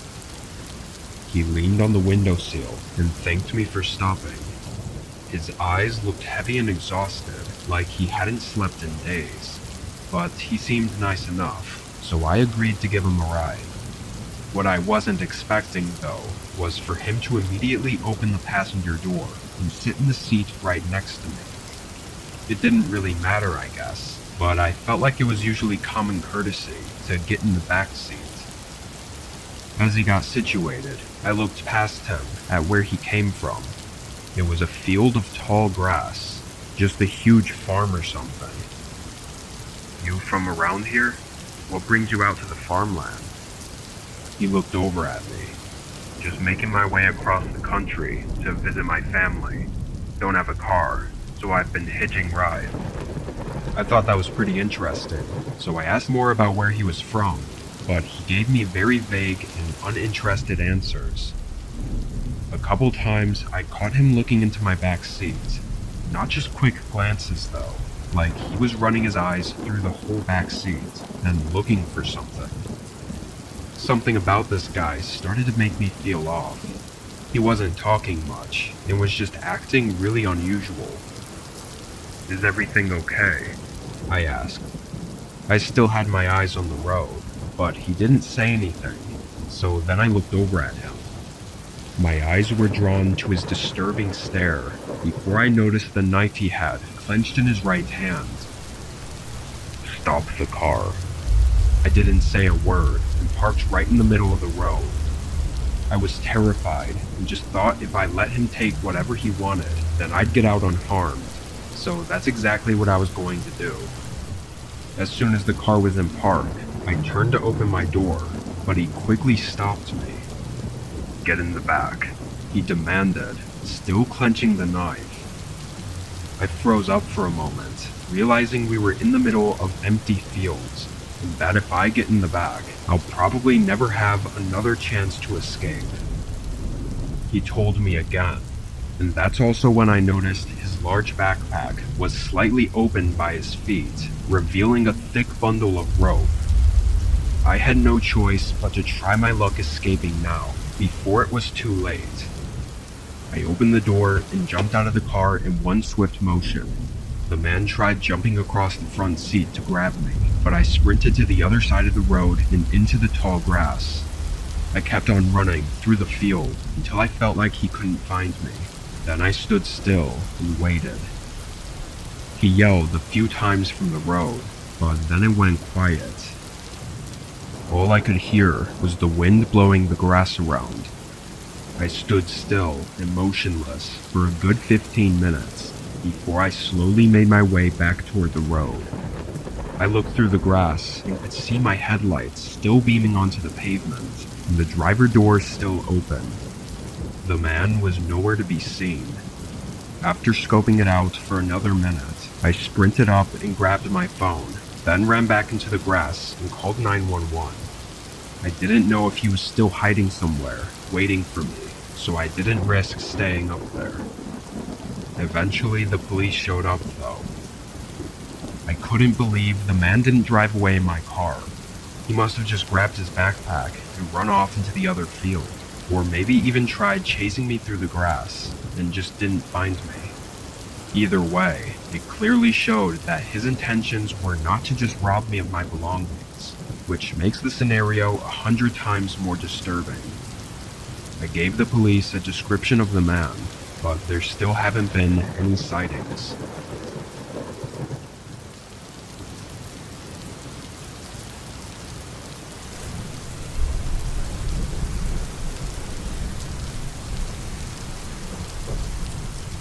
When this happened, I was 23 and worked full-time at a pizza shop in my local area. I'm not sure if things were going on before this, but as far as I know, everything started and ended on this one night. Me and my best friend, Tim, worked the night shifts at this pizza place. It was a real small shop, having just 3 or 4 tables inside, because we specialized in delivery and takeout. Both me and Tim got our jobs there while we were in college, but just never left. Being in a quiet, rural town too, the job wasn't too much work. Never had busy days really, just a steady flow of orders sometimes. On this night, there was a light storm outside, and in return business was slow. There were a few orders here and there, but overall we didn't have much to do. By 10 p.m., Tim suggested we started cleaning up the place and maybe even clocking out 15 minutes early. I went with it, grabbing some rags to wipe the tables with, when the phone at the front desk rang. I picked up after a few rings. How can we help you today? Hello? I waited another 5 seconds before putting the phone down and shaking my head. Just some prank call, I thought. I went back to scrubbing the tables, but at the front of the store, I saw a glare coming from the window. There was a car parked a few spots back. I couldn't see too well through the window in the rain, but there was definitely a light on in the car, like a cell phone or something. The pizza shop was on an individual lot. There were no other cars, so that was the only reason I noticed them. A moment later, the phone rang again. Tim was closer, so he picked up this time. I could hear someone's muffled voice coming from the phone, and after a short talk, Tim hung up. At the same time, the light in the car turned off, and they drove away. I told Tim what I saw and how it was a little weird, but he shrugged and said it was just some old man who was ordering a pizza for delivery. I looked back at the now empty parking lot. It wouldn't make much sense for someone to order a pizza for delivery from right outside the shop, so I figured Tim was right and it was nothing. He started making the pizza while I continued cleaning. 10 minutes later, Tim boxed it up and handed it off to me to deliver. I ran through the rain to my car, then pulled up the address on my phone. 11 minutes away. Not too bad. I pulled out and started making my way there. The roads were dead, nobody out at all. Google Maps took me down to a neighborhood full of large homes, then had me turn down a long driveway that led to a cul-de-sac, where there were 3 more driveways, each leading to a different house. I went down the one Maps told me to and pulled up next to the home. It was one of those large expensive houses, but pretty old looking and not very modern at all. I parked the car and double-checked the address with the house number, then picked up the pizza and ran up to the front door. Hello? Pizza delivery. I took a step back and looked at the front of the house. All of the lights were off. I dialed Tim's cell and had him call the guy who ordered. My phone buzzed a moment later, and Tim told me that his call went straight to voicemail. I shook my head in frustration and ran back through the rain to my car and got in. I tossed the pizza on the passenger seat and started backing out. This wasn't out of the ordinary, getting fake orders or dead deliveries, but it still annoyed me every time. When I got back, Tim was cleaning and said there were no more orders, so we were good to finish up and head out. I tossed the pizza in the trash and started helping him. Both of us were in the back, cleaning the ovens and wiping the prep counters, when a sudden bang came from the front of the building. We looked at each other, then ran to the front. At first, we didn't see anything, but then Tim spotted a small crack on the door. I walked over and opened it, and right outside was a heavy rock, big enough to throw and do some damage with. I looked around, seeing the parking lot was completely empty and nobody was nearby. Both of us were really confused and kind of freaked out.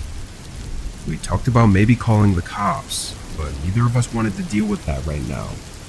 To put things in perspective, it was 10 minutes before we were off, and if we called, then we'd be here for another hour at least. The crack on the door wasn't too big, not really that noticeable, so we chose to wait and just tell our manager the next day instead. We quickly finished up with the cleaning and left through the back door where our cars were parked. On the drive home, I rethought all the strange things that happened, and it made me uneasy. I pulled into my driveway and walked inside. It was late, so I knew I had to get in bed soon, but I wanted something to snack on first. I went to the kitchen to see what I had, but before I even opened the pantry, I heard a car splash through the puddles on the street outside my house. From the sound of it, I could tell it was parking. I walked over to my window and peeked outside, seeing a car parked right in front of my driveway. It only took me a second to realize it was the same car I'd seen outside the pizza shop. A cold rush went through me, and I stayed in the window to see what they were doing. The car was still on, but I couldn't see through their window.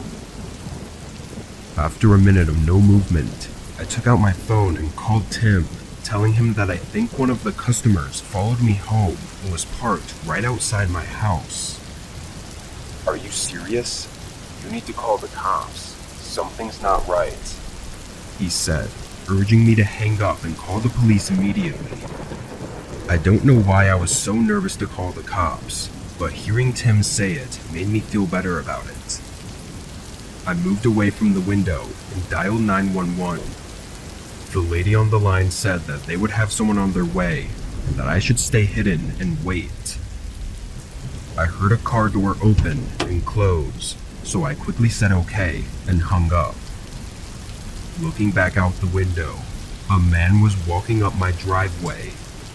He was wearing dark clothes, covering his whole body, and a hood covering his face. As he approached the house, I closed the curtains by the window and waited. His footsteps came to the front door, then they continued across the front of the house until they reached the outside of the window and stopped. The sudden silence made the sound of the rain increasingly louder.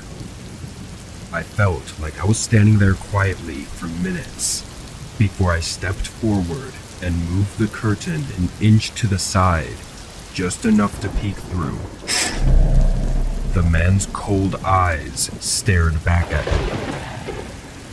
I let go of the curtain, and the man banged on the window. I stood a few feet away, terrified to death, and just as quick as it started, it ended. There was no more banging, no footsteps, nothing. All that was left was the sound of the raindrops clicking against the window. Although I never heard the man leave, he was gone when the police showed up. No car or man in sight. I told them all that had happened from the middle of my shift to the end of the night. They looked at me like I was crazy, and part of me felt crazy too. None of it made any sense, and there didn't seem to be any motive for the man to have done what he did. Honestly, because of that, the whole night had me messed up for a while. Going through something as senseless as that was really just fucked with my head. I'm hoping that by sharing this, someone may be able to help me understand what happened, or why the man did what he did. It sounds odd, but even now, when it gets really quiet on rainy days, there's an eerie feeling that rushes through me, bringing me back to that night.